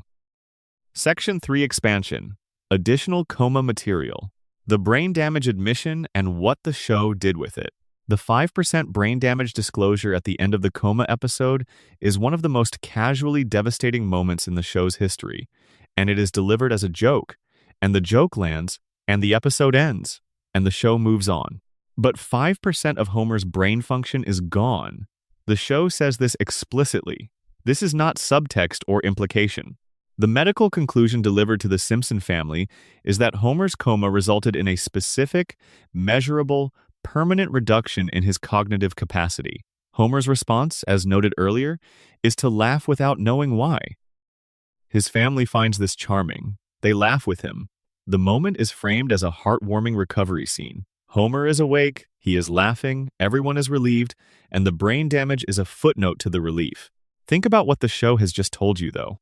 Homer Simpson, already established as a man with a dangerously low IQ who falls asleep at his workstation in a nuclear power plant, has permanently lost an additional percentage of his cognitive function. The man who is the primary barrier between the reactor core and catastrophic failure has become measurably less capable than he was before the episode started. And nobody in Springfield thinks this warrants revisiting his employment status. Nobody from the plant calls to discuss whether Homer's cognitive situation still meets the minimum requirements for his role. Nobody from the relevant regulatory bodies assuming any relevant regulatory bodies have any actual presence in Springfield, which the record suggests they largely do not reviews, whether the safety inspector's brain damage changes the risk calculus at the facility. Homer goes back to work. The plant continues to operate. The violations remain unaddressed. And whatever damage the coma inflicted on Homer's already damaged brain becomes part of the background of every subsequent episode, never acknowledged, never referenced, simply present in the accumulating total of things that have been done to Homer Simpson without consequence. The cartoonification argument. Why later episodes feel different. People who analyze the tonal shift in The Simpsons after its early seasons often struggle to name what exactly changed. The humor is still there. The family dynamics are still recognizable. The show did not become a different show in any definitive sense. But something about it feels different in the later seasons compared to the first four, and the difference is hard to put into words without resorting to the vague, critical language of quality decline or jumping the shark. The coma theory offers a more precise vocabulary for describing what changed. In the early seasons, the show operated in a register that was realistic enough to generate genuine emotional stakes. When Homer and Marge fought about money, the fight felt like it mattered, because the economic anxiety was recognizable, because the marriage felt like a real marriage rather than an animated premise. When Lisa experienced social isolation, the loneliness felt like real loneliness, because the show had constructed a character with enough psychological depth to make her pain legible as pain. In the later seasons, the show operates in a different register. The emotional stakes are lower or more abstract. The scenarios are more elaborate but somehow less affecting. The guest appearances and the exotic locations and the increasingly unlikely adventures create a show that is impressive in its ambition and its variety, but that has lost something of the specific gravitational pull of its early work. What it has lost, the coma theory argues, is groundedness. The early seasons were a grounded dream, a version of Homer's comatose mind that was still close enough to his actual waking life to maintain the emotional reality of what he was dreaming about. As the coma extends, as the brain damage accumulates, as the 5% lost in the coma episode becomes the foundation for further degradation over the years that follow, the dream becomes less grounded. The simulations become less accurate. The emotional reality degrades along with the neurological capacity to maintain it. The cartoonification is not the writers losing their touch, though the writers have changed many times over the course of the series, and the changing of the guard is certainly a factor. The cartoonification is Homer's dreaming brain losing its grip on the specific, detailed, emotionally coherent simulation of his own life that kept the early seasons so affecting. As the damage accumulates, the dream runs further and further from the thing it was originally trying to simulate, and the result is the elaborate, entertaining, occasionally brilliant but fundamentally unmoored television that the later seasons have largely been. The show that Homer was dreaming in Season 2 was close to the show his waking life would have been. The show he is dreaming now, if the theory is true, is the product of a mind that has been unconscious for 33 years and is running on fragments and static and whatever comes through the hospital room walls. Why the theory cannot be confirmed or denied. The coma theory has a specific logical feature that makes it both frustrating and fascinating as a piece of fan analysis. It is structurally unfalsifiable within the show's fiction. If the theory is true, every episode since April 1993 is a dream, and any piece of evidence you might point to that seems to contradict the theory is simply another element of the dream. The show's official denial of the theory is just Burns' doctors telling Homer's dream self that he woke up. The character of Al Jean appearing on a talk show to say it is not true is just Homer's unconscious mind generating a character who says comforting things about the situation. The fake deleted scene in Season 34 is just Homer's dreaming brain producing a meta-commentary on its own condition, acknowledging the theory within the dream before sealing it back up. This is not a strength of the theory. Exactly a theory that cannot be disproven by any evidence within its subject matter is, in the formal sense, not a testable theory at all. But it is a fascinating feature of the theory's relationship to its source material, because the show has a structure that makes this kind of interpretive loop possible in ways that most narrative fictions do not. The floating timeline, the episodic reset, the lack of consequences, the accumulating absurdity, all of these features of the show's production create a narrative environment where the coma theory cannot be ruled out by anything that happens within the episodes. The show is structured, accidentally or not, in exactly the way that a coma dream would be structured. And that alignment between the structural necessities of long-running animated television and the structural logic of unconscious dreaming is either the most remarkable coincidence in the history of the medium or something more interesting than a coincidence. Section 4. Expansion. Additional Burns shooting material. The contest architecture and what it reveals.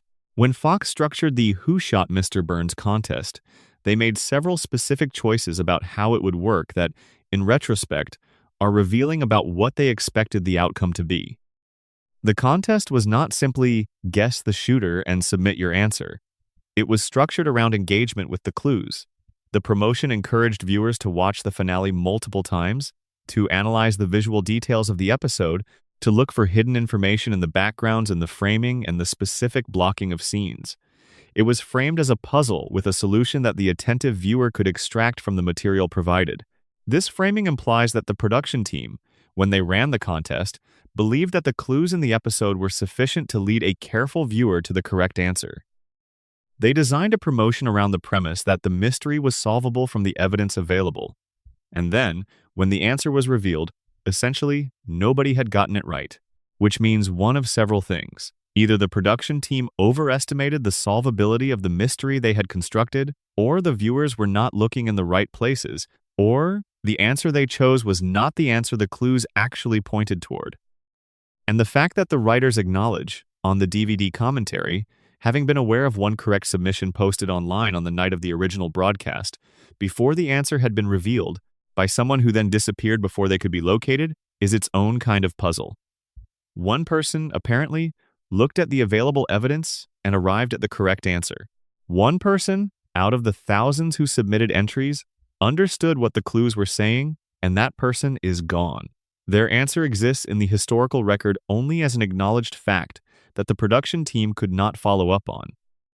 The single verified correct guess in the national contest to identify the shooter of Mr. Burns is an anonymous online post from 1995 attached to an email account that no longer exists. The Smithers alternate ending in full. The complete alternate ending in which Smithers is revealed as the shooter was not a rough cut or a storyboard or a preliminary version. It was a fully produced, fully voiced, fully animated alternative conclusion to the mystery. It had everything the broadcast ending had: the investigation, the reveal, the character responses, the resolution of the case. The only difference was who the shooter was. Smithers makes more logical sense as the shooter than Maggie does when you examine this scenario dispassionately. He had the clearest possible motive. Burns fired him on the day of the shooting, after years of devoted service, for daring to express a moral objection to the sun-blocking scheme. The emotional stakes for Smithers were the highest of any character in the episode.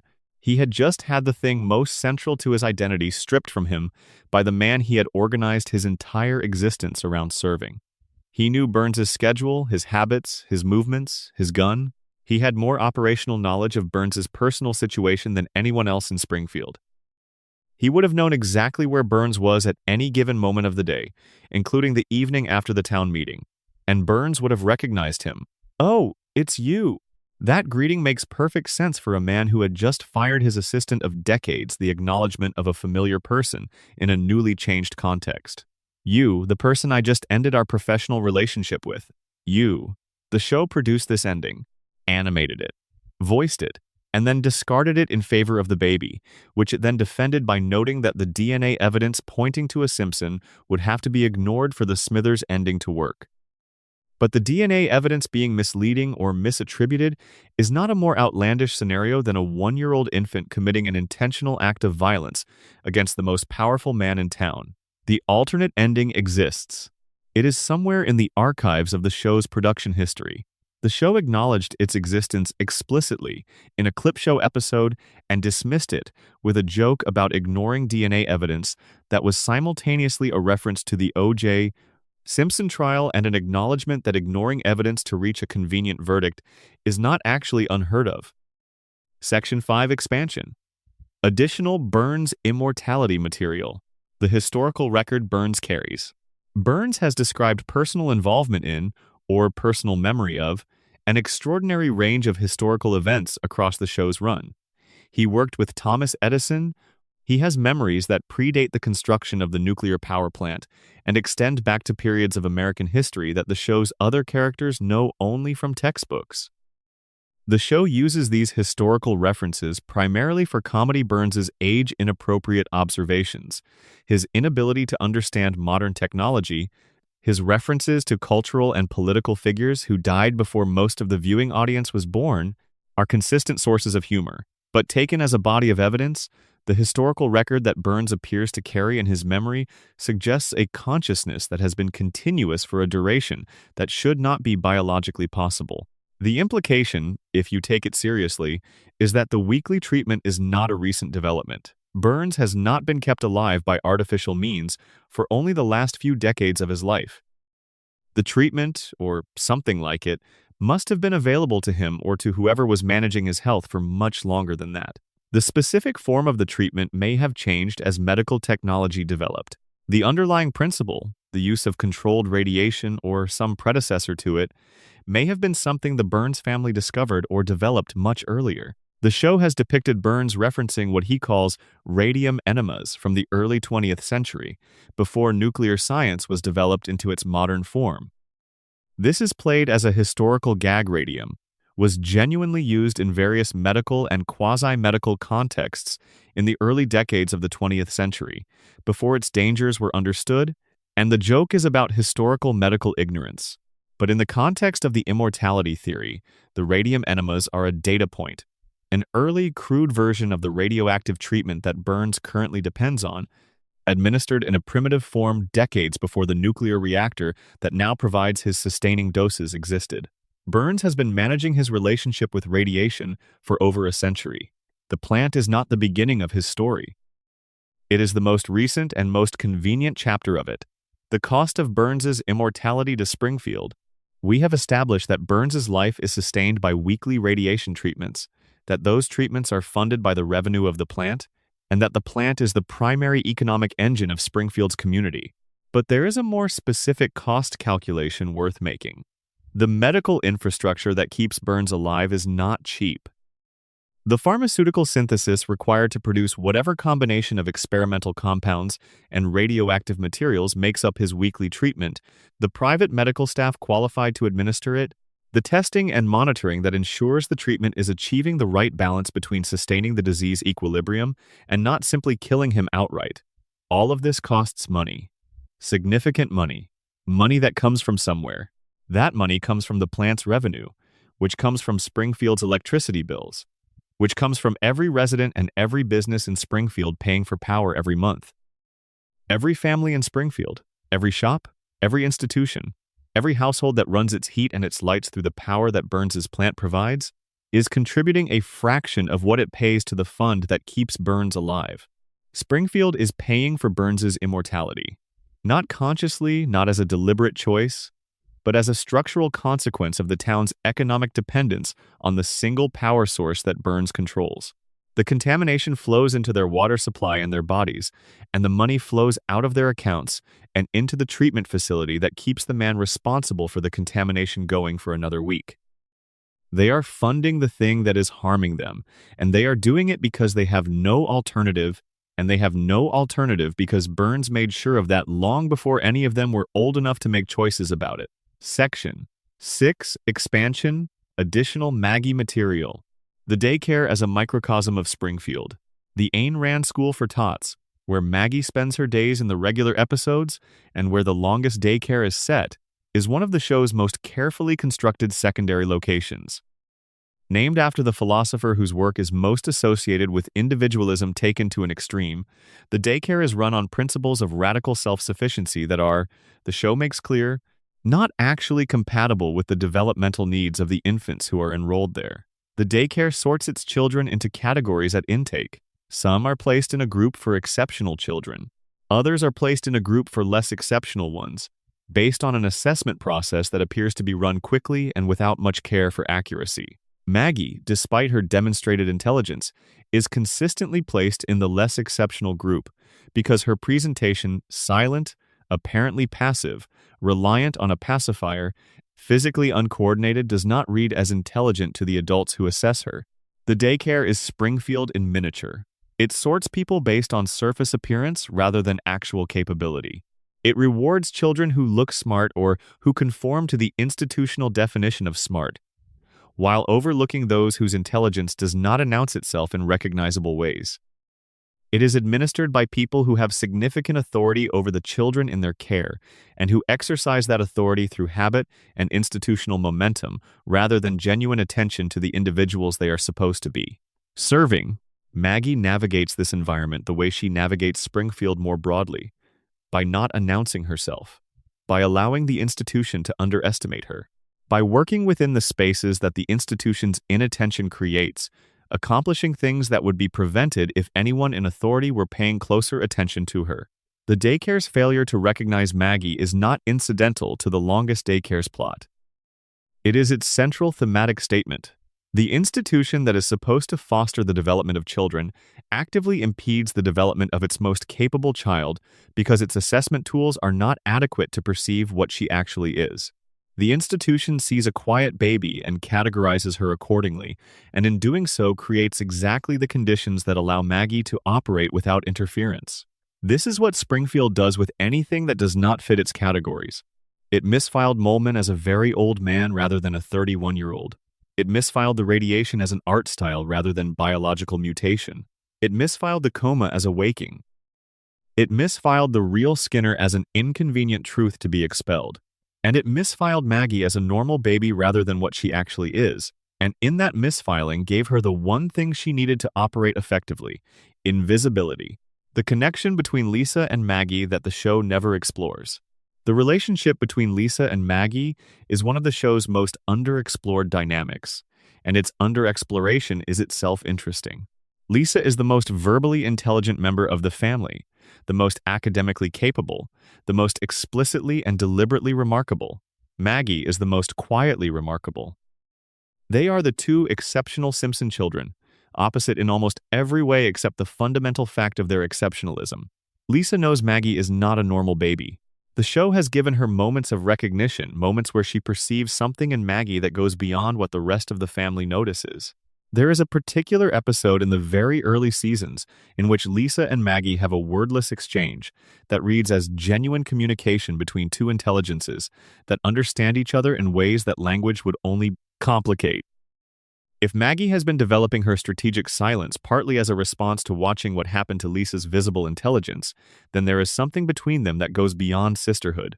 There is a lesson that Maggie has learned from Lisa's experience and applied to her own situation. Maggie's silence is, in part, a tribute to Lisa's courage, the recognition that Lisa's courage has cost her, and the decision to approach the same problem differently. Lisa keeps fighting. Maggie keeps watching. They are both trying to survive Springfield as exceptional women in a town that does not know what to do with exceptional women. They are using entirely different strategies to navigate the same hostile environment, and both strategies are rationally defensible given the evidence each of them has had available to make their choices. Section 8 Expansion. Additional predictions material. The mechanism of trend observation. The writers of The Simpsons in its peak years were, as we have established, an unusually well-educated and intellectually capable group. But it is worth being specific about what trend observation actually involves, because the show's apparent predictive capacity was not magic. It was a skill, and understanding the skill is more interesting than mystifying it. Reading a cultural trend requires several things. First, you need to notice it to identify the pattern beneath the surface noise of daily events. Second, you need to understand its dynamics to have a model of what drives the trend and what might accelerate or decelerate it. Third, you need to extrapolate it forward to project the trend's trajectory into future scenarios and ask what those scenarios would look like. Fourth, you need to do all of this quickly enough and cleanly enough to fit the results into a comedic format that will work on television. The Simpsons writing staff in the 1990s was doing exactly this, on a weekly deadline, for multiple storylines per episode, across many years. The result is an enormous body of trend extrapolations, most of which are not prophecies, but which become legible as prophecies when the trends they observe eventually arrive at the destinations the writers imagined. The Trump prediction is the clearest example of this process. In 2000, Trump had been a public figure for over 2 decades. He had publicly flirted with running for president multiple times. He had cultivated a very specific public persona built around displays of wealth, aggressive self-promotion, and a particular brand of populist contempt for establishment elites. The cultural conditions for a figure like Trump to seek and potentially win the presidency were already visible in 2000, if you were looking carefully enough to see them. The writers looked carefully enough. The episode did not predict Trump. It observed Trump, correctly identified the direction in which his ambition and the political culture around him were already moving, and extrapolated that movement to its logical conclusion. When the conclusion arrived 16 years later, it felt like prophecy because the extrapolation had been so accurate. But it was accurate because the writers were good at reading what was already there, not because they had access to information about what would happen next. That is the boring version of the prediction story. It is also the true version, and it is, in its own way, more impressive than prophecy would be. Prophecy is just receiving information. Observation, analysis, and extrapolation are skills, and the people who did them this consistently and this well deserve more credit for their intellectual rigor than the magical framing of The Simpsons predicted it actually gives them. Section 9 Expansion. Additional location material. The state abbreviations and what they do not resolve. The show has occasionally shown what appear to be official state abbreviations for Springfield's location, and these abbreviations have been one of the most analyzed pieces of evidence in the location debate. The problem is that the abbreviations shown across different episodes are inconsistent with each other, and some of them do not correspond to any real American state. NT has been shown as a possible abbreviation, which does not exist in the American state system. NE has appeared, which is Nebraska. NT was likely a deliberate non-answer, a fake state abbreviation planted to frustrate anyone trying to use official designations to pin down the location. The show has used this kind of deliberate self-sabotage planting evidence that looks like a clue, but is actually designed to obstruct the solving of the puzzle consistently across its run. The most revealing thing about the state abbreviation evidence is that the show bothered to create it at all. The writers did not simply decline to show any state abbreviation in any episode. They went out of their way to show one, to create the appearance of a specific clue, and then to make that clue either meaningless or contradictory. The effort required to deceive is greater than the effort required to simply omit, and the show chose deception over omission, which tells you something about how seriously the writers have taken the location mystery seriously enough to actively maintain it, to cultivate its irresolvability, to plant false leads alongside the ambiguities. Section 10. Expansion. Additional, principal, and pauper material. The real Skinner's fate as metaphor. After the vote and the decree, the real Seymour Skinner is tied to a railroad car and expelled from Springfield. The show does not follow him after this. It does not show us where the railroad car takes him, what he does when he arrives there, how he processes what happened to him in his hometown. He simply disappears from the narrative, expelled and forgotten, and the show moves back to the comfortable fiction of the principle it knows. This is the show's most explicit depiction of what happens to inconvenient truths in Springfield. They are not merely ignored, they are physically removed. The truth that disrupts the comfortable fiction is tied to a train and sent away from the community, and a law is passed making it illegal to recall that the truth ever existed. The real Skinner served in Vietnam. He was captured. He survived captivity. He made his way back to the United States after years of imprisonment. And when he came back to the town where he had lived before the war, the town that should have been his home, the town that held his mother and his history and his name, they voted to throw him out and make it a crime to acknowledge him. He is the veteran who came home and found that his place had been taken, and the community that should have welcomed him chose the imposter instead.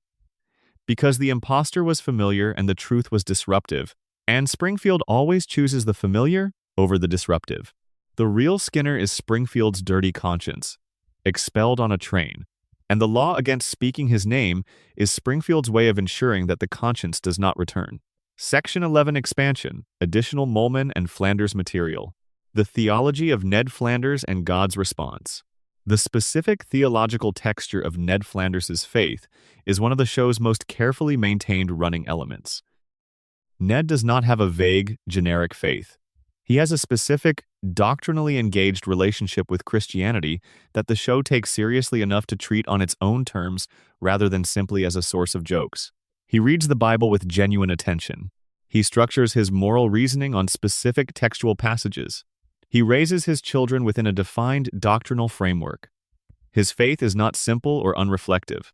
It is the product of genuine intellectual and spiritual engagement with a tradition he has committed himself to. And within the show's fictional universe, God exists and is accessible. This is not a matter of faith within Springfield, it is a demonstrated fact. God has spoken to Homer, face to face, and answered his questions. God is real, God is present, God is available for direct communication with at least some members of Springfield's population. The theological implication of God's communication pattern available to Homer, silent to Ned, is one that the show has never explicitly confronted, but that it has built into the fabric of its universe and left there for anyone attentive enough to notice. Ned's God is a God who does not respond to devotion, a God who speaks to the uncommitted and is silent to the faithful. A God whose distribution of divine attention follows no principle of desert or merit that any conventional theology would recognize. This could be read as a comment on the arbitrariness of grace, on the theological concept that divine favor is not earned but freely given, distributed according to purposes that human understanding cannot access. That reading is available to the show, and it is not entirely uncomfortable with it. But it could also be read as something darker, that the universe of The Simpsons, despite featuring a real and accessible God, is a universe that does not reward goodness. That the divine, in Springfield's cosmology, behaves like every other institution in Springfield, following no principle of proportionate response to merit, favoring the people it favors for reasons that have nothing to do with what those people have done to earn the favor. Ned Flanders is the most religious man in Springfield. God is real in Springfield. God does not talk to Ned. That is either a profound theological statement about the nature of grace, or a brutal comic observation about how the universe actually distributes its gifts. The show leaves the reader to decide which, and the fact that both readings are available simultaneously is one of the more interesting things it has ever done with Ned's character. What Homer and Ned together reveal. Homer and Ned are neighbors. They have been neighbors for 36 years. They exist in permanent proximity, separated by a fence and a fundamental difference in how they have approached their lives and what those approaches have produced. Homer does everything wrong and is rewarded with survival, with family, with divine conversation, with immunity to consequences. His life is chaotic and his choices are frequently terrible, and the world around him accommodates his worst impulses with extraordinary patience. Ned does everything right and is punished with loss, with silence, with a dead wife, with a neighbor who will never appreciate the effort Ned makes on his behalf, with a God who speaks to Homer and not to him. Put these two men next to each other and what you have is not a simple moral about the rewards of goodness or the costs of irresponsibility. What you have is an honest portrait of how outcomes are actually distributed in a world organized around power rather than merit. The world of The Simpsons does not punish Homer despite his behavior, and it does not punish Ned because of his virtue.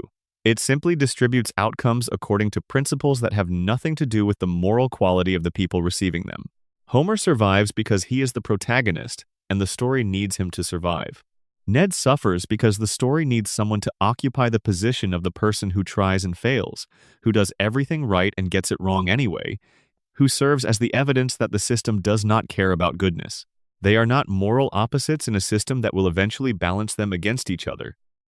They are two people in a system that does not balance, and their permanent adjacency next-door neighbors forever, neither ever quite reaching the other's position, is the show's most sustained statement about what that imbalance looks like when it is lived. Section 13.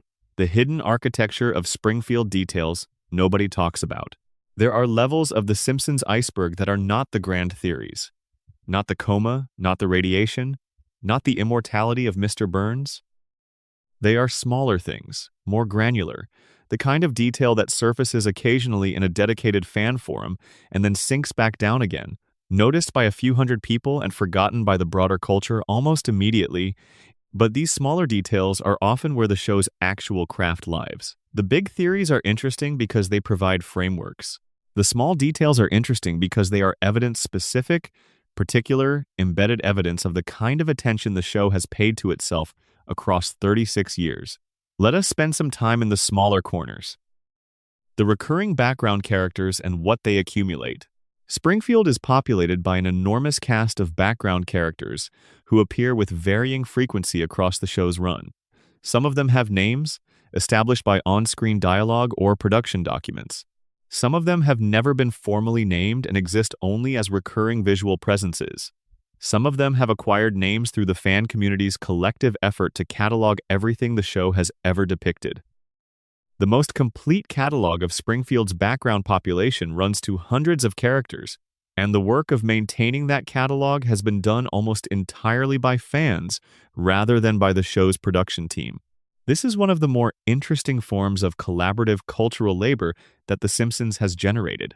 The voluntary effort of devoted viewers to name and document and cross-reference every face that has ever appeared in the background of Springfield, to construct a complete population for a fictional town that was never designed to be completely populatable. The process of cataloging reveals things about how the show was made that are not visible in casual viewing. Background characters appear across episodes in ways that are sometimes carefully consistent, the same face in the same expected location, and sometimes wildly inconsistent, with a character appearing in a setting that contradicts their established presence elsewhere. The inconsistencies are usually production artifacts, the result of different animation teams in different seasons, working from different reference materials and making different choices about which faces to put in which backgrounds. But occasionally the inconsistencies are not artifacts. Occasionally they appear to be deliberate. A background character who is usually associated with one location appearing somewhere unexpected, once, in a way that does not have an obvious production explanation. These appearances are the ones that generate the most discussion in the fan community, because they sit at the intersection of two possibilities, mistake or intention, and the show has been doing this long enough and with enough craft that the boundary between those two categories is genuinely difficult to locate. The Treehouse of Horror and what it reveals. Every Halloween, The Simpsons produces a Treehouse of Horror episode, an anthology of 3 short horror or science fiction stories, framed as scary tales told by the family, set outside the show's normal continuity and free from the constraints that the regular episodes operate within. These episodes have been produced every year since the show's 2nd season, and they constitute their own parallel history of the show, a place where the writers have been able to do things that the main series would not accommodate. The Treehouse of Horror episodes are where the show's darkest impulses live. The scenarios they explore alien invasion, demonic possession, technological dystopia, apocalyptic violence. The specific horrors of suburbia, pushed to their logical extremes, are things that the main series approaches tangentially through satire, but rarely confronts directly. In the Treehouse, the main series' rules about who can die and what can happen and what consequences are possible are suspended, and the show can do what the main series cannot. What is interesting about the Treehouse episodes is the extent to which they operate as a kind of emotional pressure valve for the main series. The darkness that lives beneath the surface of the regular episodes, the radiation theory, the coma, the systematic destruction of the Simpson family across generations. The town that criminalized truth finds expression in the Halloween specials, in a form that is acknowledged as horror, as frightening, as something to be taken seriously within the specific rules of the genre. The main series presents its darkness as comedy. The Treehouse presents its darkness as horror. And the distance between the two registers, the gap between "we are laughing about this" and "we are frightened by this," is the space in which the show's real content lives. The most disturbing Treehouse of Horror segments are often the ones that are not that different from the main series. The scenarios that are closest to the show's normal content but push just slightly past the threshold of what the normal series would permit, the domestic disasters that become actual disasters, the institutional failures that become actual catastrophes, the power imbalances that become actual tyrannies. These are the moments when the Treehouse is not telling horror stories about aliens or monsters. It is telling horror stories about Springfield, about what Springfield already is, if you drop the comedy and look at it directly. Sideshow Bob and the character who should have won. Sideshow Bob is one of the show's most beloved recurring villains, and his relationship to the show's iceberg is unusual. He is a character who represents what would happen if someone intelligent, capable, and aware managed to successfully read Springfield's situation and act on that reading. Robert Terwilliger, known professionally as Sideshow Bob, is a classically trained actor with a degree from Yale, a deep appreciation for high culture, and a murderous hatred for Bart Simpson. He appears periodically to attempt Bart's murder, is foiled each time, is imprisoned, escapes or is released, and the cycle repeats. He has been trying to kill Bart Simpson for 36 years and has failed every time. But Bob is not simply a comic foil. He is one of the few characters in the show who can see Springfield clearly. He is not cognitively impaired by radiation. He is not emotionally compromised by the specific damage of his childhood in the way that Homer is. He is not psychologically constrained by behavioral conditioning the way Ned is. He sees the town and its residents and the systems that operate within it with a clarity that almost nobody else in Springfield possesses. And he spends that clarity on trying to murder a child. This is the show's darkest joke about intelligence and awareness. That seeing clearly does not guarantee acting wisely, that intelligence uncoupled from ethical constraint produces not wisdom, but the most elaborate possible version of fixation. Bob is smart enough to see everything and stupid enough to waste that vision on Bart. He is also, in a specific and under-acknowledged way, the show's image of what happens to the intelligent person who does not choose invisibility the way Maggie has chosen it. Bob is visible with his intelligence. He announces himself. He makes speeches. He wears his contempt for Springfield's mediocrity on his face, at all times. And the result is that Springfield keeps catching him, keeps imprisoning him, keeps frustrating his plans. The visible intelligence is the intelligence that can be contained. Maggie watches from her crib and does not make this mistake. Bob has been making it for 36 years. The recurring motif of stolen potential. One of the patterns that becomes visible when you look across the full body of the show's run is a recurring preoccupation with potential, specifically with potential that has been interrupted, suppressed, diverted, or stolen.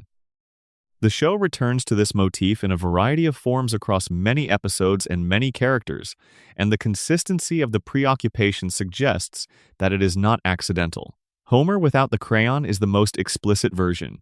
The show shows you, in the episode where the crayon is removed, what Homer might have been. He is articulate, he is perceptive. He is capable of understanding complex systems and communicating about them clearly.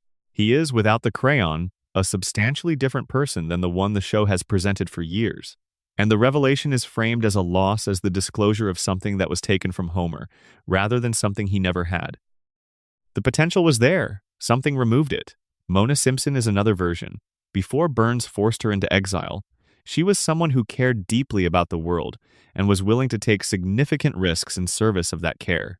The person she became after 27 years as a fugitive, careful, moving constantly, unable to form lasting connections, existing in the margins of the society she had tried to improve, is not who she would have been.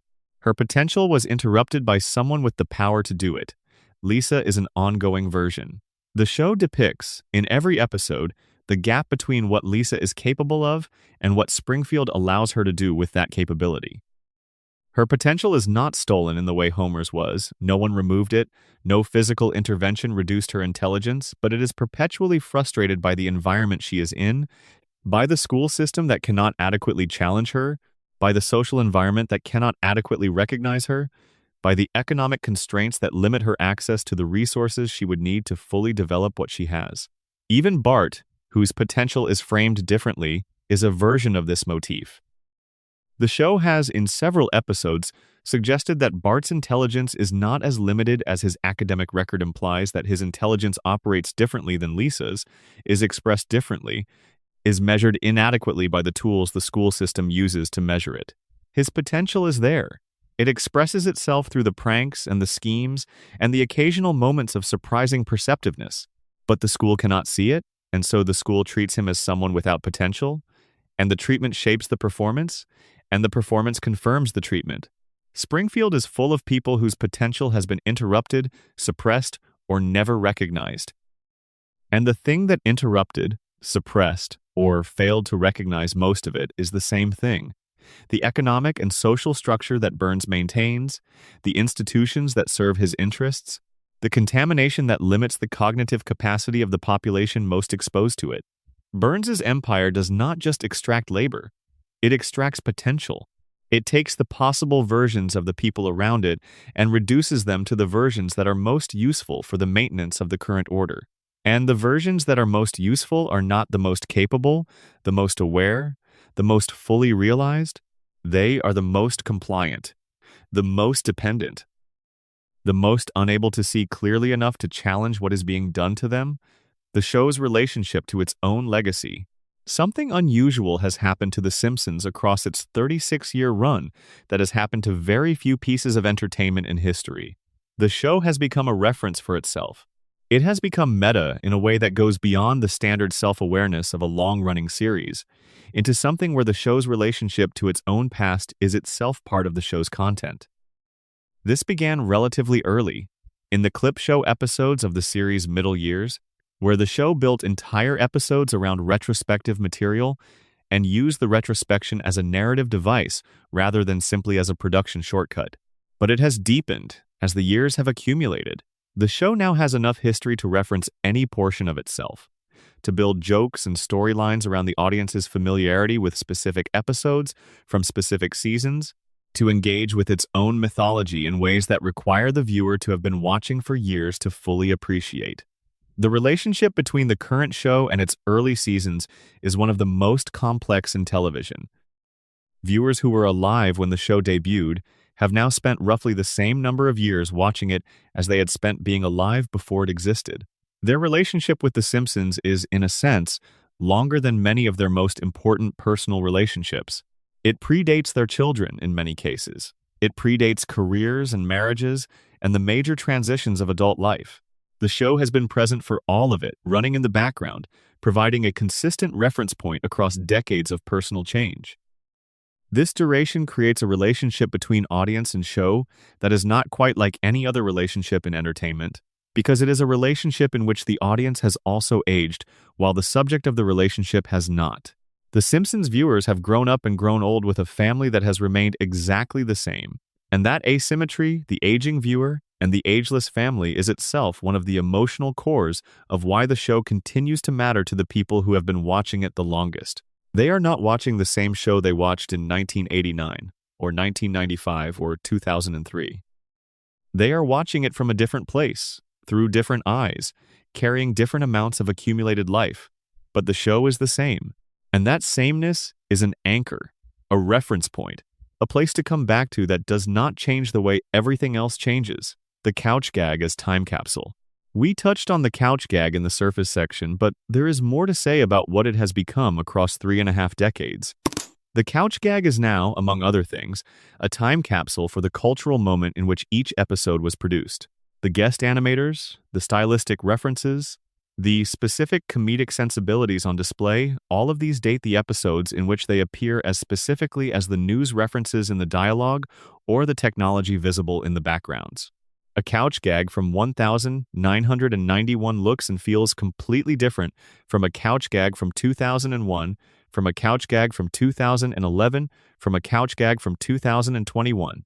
Not just in technical quality, the resolution and the color and the rendering have all improved across the decades, but in sensibility, in reference points, in what the animators and the writers were finding interesting and funny and worth responding to in any given moment of the show's history. The couch gag is the part of the show that is most nakedly about when it was made. The main body of the episode, with its timeless-ish domestic scenarios and its floating timeline, could theoretically have been made at almost any point in the show's history. The couch gag usually could not. It is too specific, too rooted in the aesthetic and cultural moment of its production, too reflective of who the show was thinking about and talking to in any given year. If you were to watch only the couch gags in chronological order, you would have a compressed history of animated style in American culture across 3.5 decades. Every major influence, every stylistic trend, every wave of aesthetic experimentation that has touched the medium since 1989, represented in the couch gags of the years in which that wave was cresting. It is accidental time capsule work, produced in the service of filling airtime and generating variety, that has ended up functioning as one of the more thorough visual records of its era that entertainment media has produced. What 36 years actually means. Let us end this section with something that sounds simple but becomes stranger the longer you sit with it. The Simpsons has been on the air for longer than the entirety of the Cold War, longer than the Vietnam War, longer than it took the United States to fight and win World War II, twice over, longer than most major human conflicts in recorded history, longer than most of the great empires lasted in their active, expansionist phases. It is the longest-running primetime scripted series in American television history by a significant margin, and the gap is growing. No other show has come close to its duration in the scripted format. It is, in a specific and quantifiable sense, the most durable narrative structure in the history of American entertainment. And it has been telling the same story the whole time. Not the same episodes, not the same plots, but the same story. Homer stumbles. Marge holds together. Bart rebels. Lisa sees clearly. Maggie watches. Burns schemes. Springfield resets. The loop runs. The same family. The same house. The same cracked cooling towers on the same skyline, leaking the same invisible contamination into the same water supply that feeds the same damaged population, living in the same town that cannot be found on any map, that cannot be pinned to any state, that persists in the permanent present of television time, as long as anyone is watching. 36 years, 800 episodes, and Springfield is exactly where it was when we found it, waiting for us. Always waiting, the lights are on, the family is home, the show is running, it always will be. If you have made it to the end of this journey through Springfield's Iceberg, thank you for staying. The water is warm down here, or at least it is something, and yes, the fish have 3 eyes, but you knew that before you started. If you want to keep exploring, subscribe, and I will see you next time, somewhere deeper in the dark. Sleep well. Final end of script. Section 14. The things we carry out of Springfield. There is a particular kind of experience that long-term viewers of The Simpsons describe, and it is worth naming because it is one of the stranger effects that a television show has ever produced.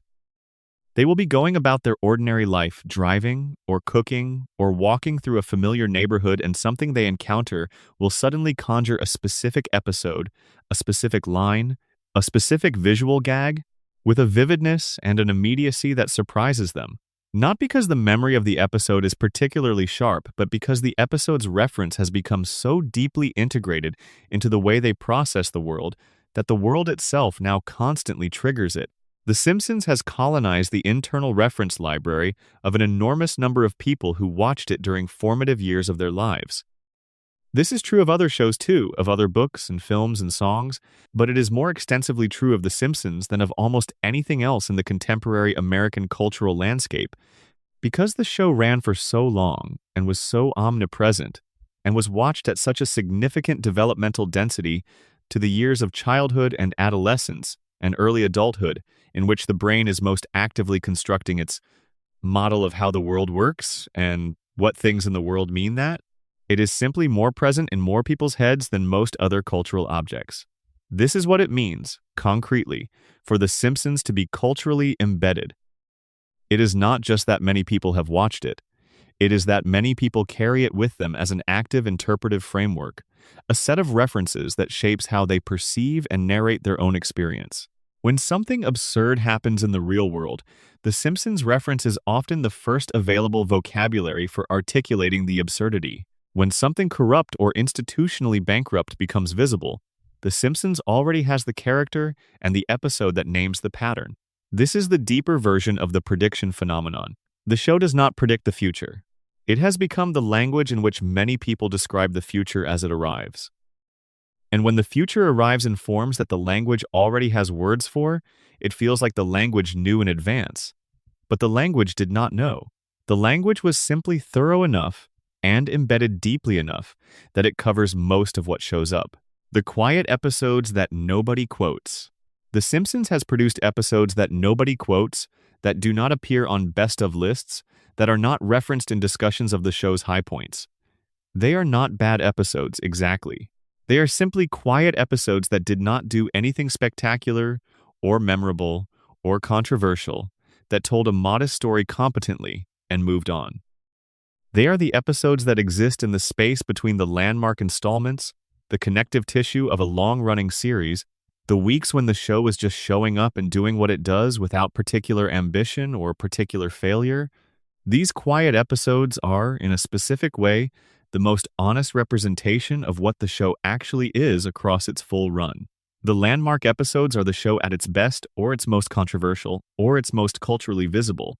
The quiet episodes are the show as a habitual presence in people's lives, something that shows up on Sunday night, does its job, and recedes until the following week. They are the show as background noise, as comfort food, as the thing you watch when you want to watch something familiar without demanding too much of either yourself or the television. The show's greatest success is not any specific episode. It is the 36 years of Sunday nights in which it has simply been there. Available, consistent, present. The willingness to show up every week without spectacular ambition and just be The Simpsons, in the house on Evergreen Terrace, in the town without a location, with the family that does not age, that persistent presence is not a small thing. For many people who have grown up with it, The Simpsons has been a more consistent presence in their lives than many of the people who are actually in those lives. It is there when they are children, and there when they are adults, and there when they have children of their own who are watching it for the first time. The quiet episodes are the texture of that presence. They are what it feels like to have something simply persist. The fan community as Springfield. The community of people who analyze The Simpsons deeply, who compile episode databases and character catalogs and theory archives, who debate the coma theory and the radiation theory and the location of Springfield with the kind of sustained intellectual engagement that would be impressive if it were directed at any other subject, has developed its own culture. That mirrors, in specific ways, the culture of Springfield itself. It is a community defined by enormous detail orientation and collective memory, by the kind of institutional knowledge that accumulates when many people spend many years paying close attention to the same subject, by the cataloging instinct, the need to document, to cross-reference, to ensure that nothing is lost, that every detail has been named and noted and placed in its correct relationship to every other detail. This mirrors what Springfield tries not to do. Springfield suppresses its institutional memory, deliberately and collectively. The fan community does the opposite. It maintains the memory that Springfield will not, cataloging every continuity error and every background detail and every discarded alternate ending with a devotion to completeness that the show's own creators do not always share. In a sense, the fan community is Springfield's external memory system. It holds the things that Springfield refuses to hold. It knows about the skeletons in the basement, and it has them documented. It knows about Blinky, and what Blinky implies. It knows about the vote to keep the lie, and the exile of the truth, and the 5% of brain function that Homer lost and never got back. The fan community is, in a specific and illuminating way, what Springfield would be if Springfield had never agreed to forget. And like any community defined by shared obsession, it has its own internal dynamics, its own debates and factions and hierarchies of knowledge, its own collective agreements about what matters and what does not, which theories are taken seriously and which are dismissed, which episodes count as canonical and which can be discarded, which version of the show's history is the real one when the show has contradicted itself so thoroughly that multiple versions of the history exist simultaneously. The fans debate about Springfield the way Springfield should debate about itself. They are doing the intellectual work that the town's radiation-damaged, coma-dreaming, collectively denying population cannot do. They are asking the questions that the characters cannot ask. They are refusing to reset, refusing to forget, refusing to accept the comfortable version of events when the uncomfortable version is more interesting and more honest. They are, in the deepest sense, the people who are paying attention. And paying attention to The Simpsons, really paying attention, is what we have been doing together for the last several hours, coming back. Every time you return to The Simpsons, whether you are watching it for the first time or the 100th time, whether you are catching a random episode in syndication or watching deliberately from the beginning or falling asleep to it in the background of a quiet night, you are participating in something unusual, something that most entertainment cannot offer because most entertainment did not last long enough to accumulate the weight of decades. You are returning to something that has been there your whole life, or something like it. Something that was there before you were old enough to fully understand it, and will probably still be there when you are old enough to understand it in ways you currently cannot. Something that contains, in its 36 years and its 800 episodes and its floating timeline and its impossible geography, more about America and family and power and memory and time than any single piece of it would suggest. The iceberg goes deep. We have touched most of its visible layers tonight, but there are always more. There are the individual episodes that deserve entire explorations of their own. There are the production histories, the discarded storylines, the alternate takes and the deleted scenes and the writer's room debates that shaped what ended up on screen. There are the voice actors' relationships to their characters across decades of performance. There are the animators whose specific sensibilities made specific seasons look the way they look. There are the musicians and the sound designers and the editors whose work is invisible until you start looking for it. The iceberg of The Simpsons is inexhaustible. Every time someone looks closely enough, they find something. That has been true for 36 years, and there is no particular reason to think it will stop being true. Springfield is down there in the dark, at the bottom of everything, in the town with no location, with the family that does not age, with the plant that keeps the lights on and the water slightly wrong. It is waiting, the way it always waits. Patient, permanent, available. Come back when you need to. It will be here.